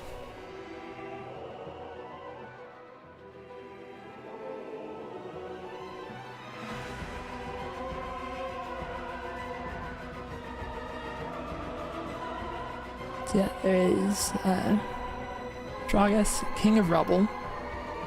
The little guys that it summons are rotten dead rubble, and then they can turn into like a worm face variant, so it is naturally Duracine female rubble, or Duracine female rubble. The Harmonia are Angel's Daughters, and then the fused Harmonia is an actually quite funny name. Let me find it.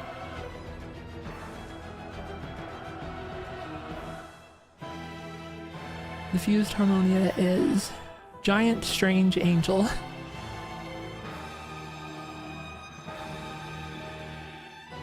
Someone said, does its name have any meaning? Stragus is a Latin word that means like butchery, slaughter, massacre, etc.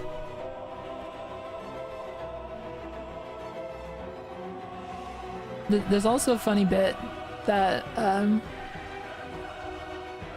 my understanding Stragus could also mean like overthrow something as well. Like it could be a mutiny. So traitorous Stragus could have been named as something like both words could have been to overthrow.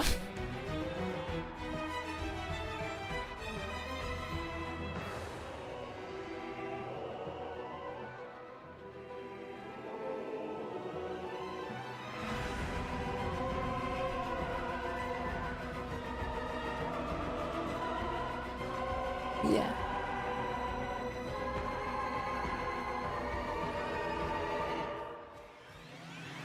Some software is usually like really good with the DLC. Like I've felt kind of consistently like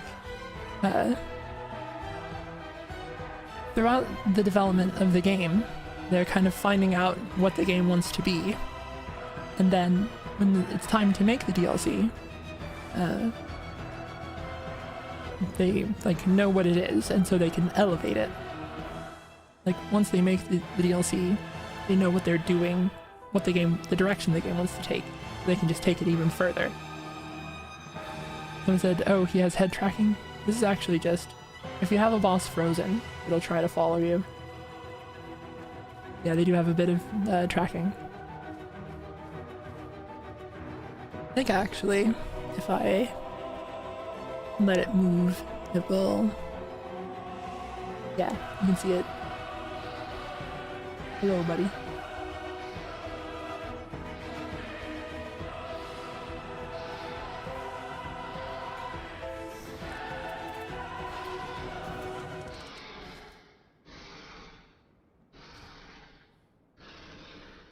He seems like he has breathing troubles too. I sympathize. Someone said, Zuli, you must play Soul Calibur. I think that the last one I played was like 4.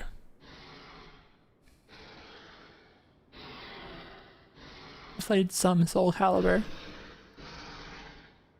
But I'm not much of a fighting game person, honestly.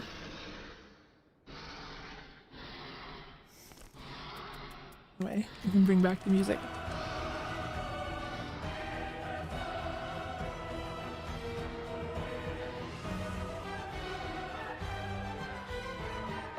Let's see. I'm trying to remember what, or not remember. I will now try to look up what the animation for like summoning the big towers is. See if I can get it to do it. And take a look at the towers as well. I said it needs a nasal bandage. That's true. That's why I have one on my model. Although it's like kind of a metal decoration on mine.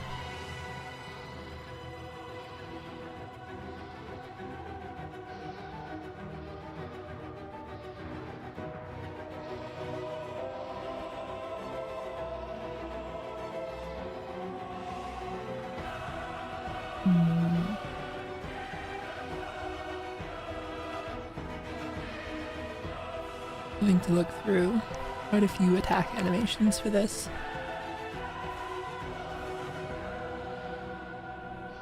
I'm honestly, like, quite fond of the Dreadlord, because the fight feels very hectic, but I've never felt like, oh, that was some nonsense that I was not involved in. I guess I can't say never.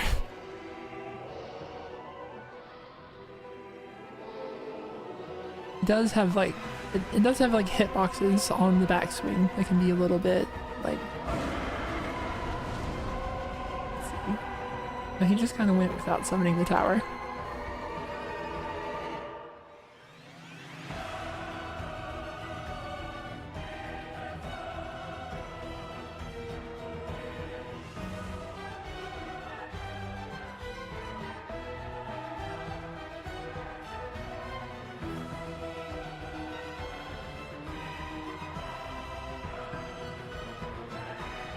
Let's see, that might do it.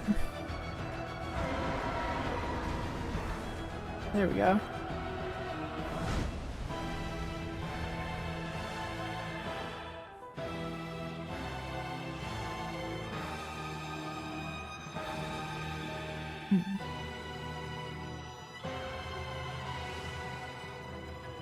Kind of like little, I don't know, stakes almost about it. And like a bridge or a fence.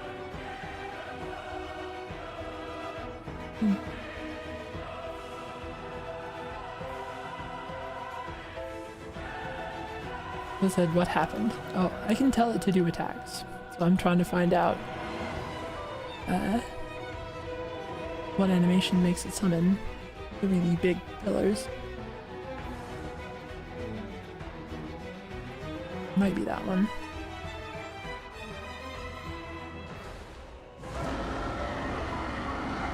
Yeah, there we go.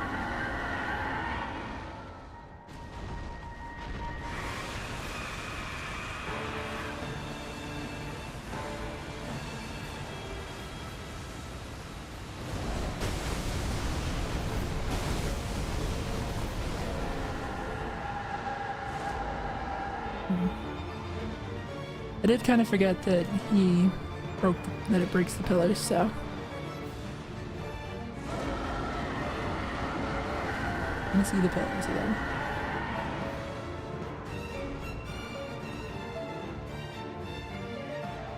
Kind of interesting to see, like, this visual again. Oh, I gotta pause it. There's been a lot of, fields of giant pillars across the Soul series.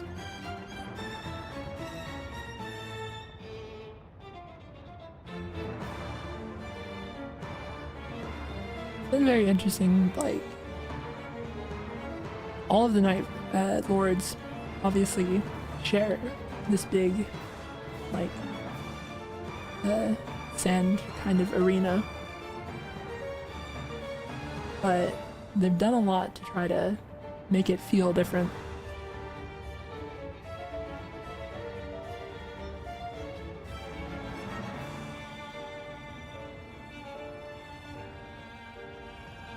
But obviously, Dreadlord has like kind of the most actual terrain changes.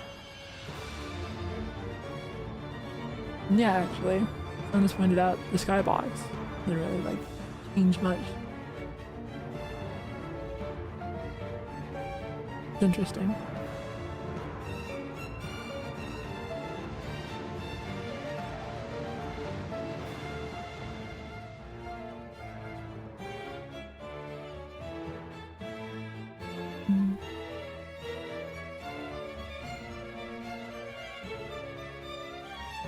That has asked about seeing it from above. Just taking a look at that.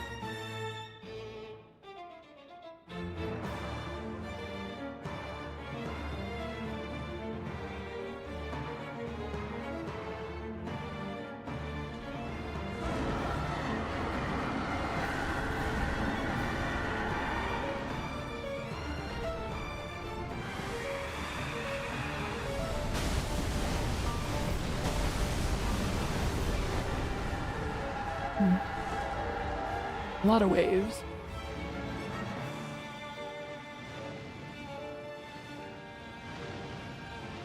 And then someone else asked, can you see the pillars, like, descend into the ground? I think probably. I'm curious if they just, oh yeah, they're just gonna stab up.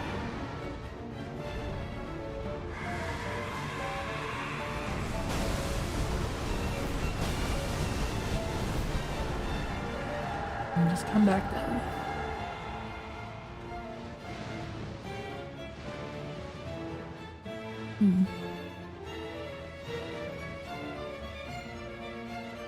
Someone said it's like razor clams coming out of the sand. That's interesting. So there's like...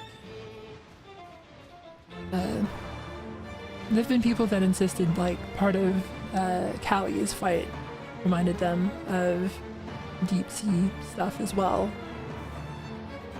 It's like very obvious with Maris. And then like theoretically there might be something there with Callie. And then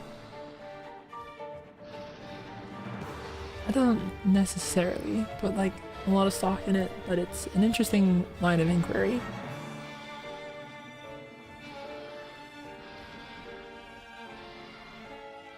And it said, is Dragus meant to have wings here? I don't think so. Kind of just like...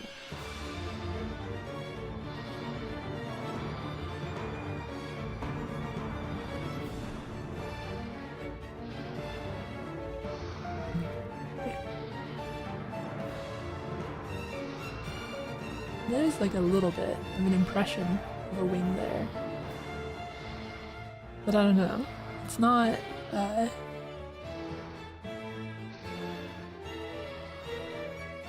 hard to say.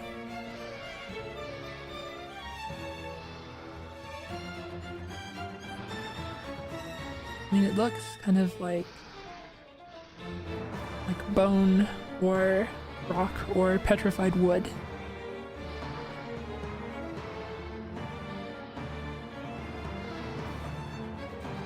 They kind of seem to enjoy having a lot of,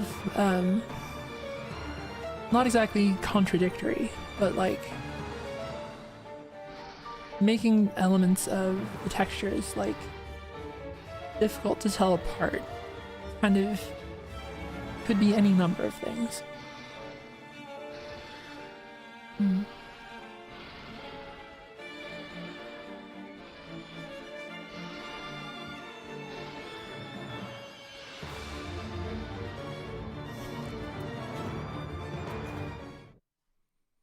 Someone said, is this Manus?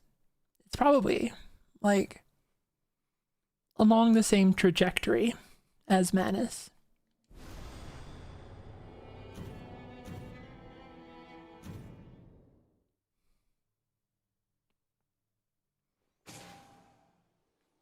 Well, I glanced at the time and it's been like 4 hours.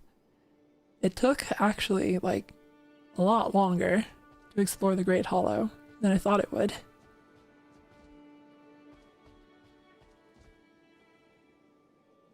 I think that might be kind of it for me.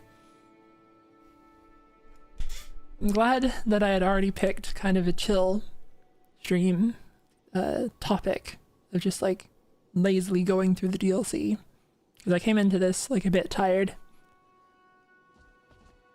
But overall, I think it was a pretty good stream. Discovered some stuff that I will need to try to remember next time I actually play the game. Anyway, thank you all for coming to watch, and I hope that you learned stuff as well. Anyway, bye bye.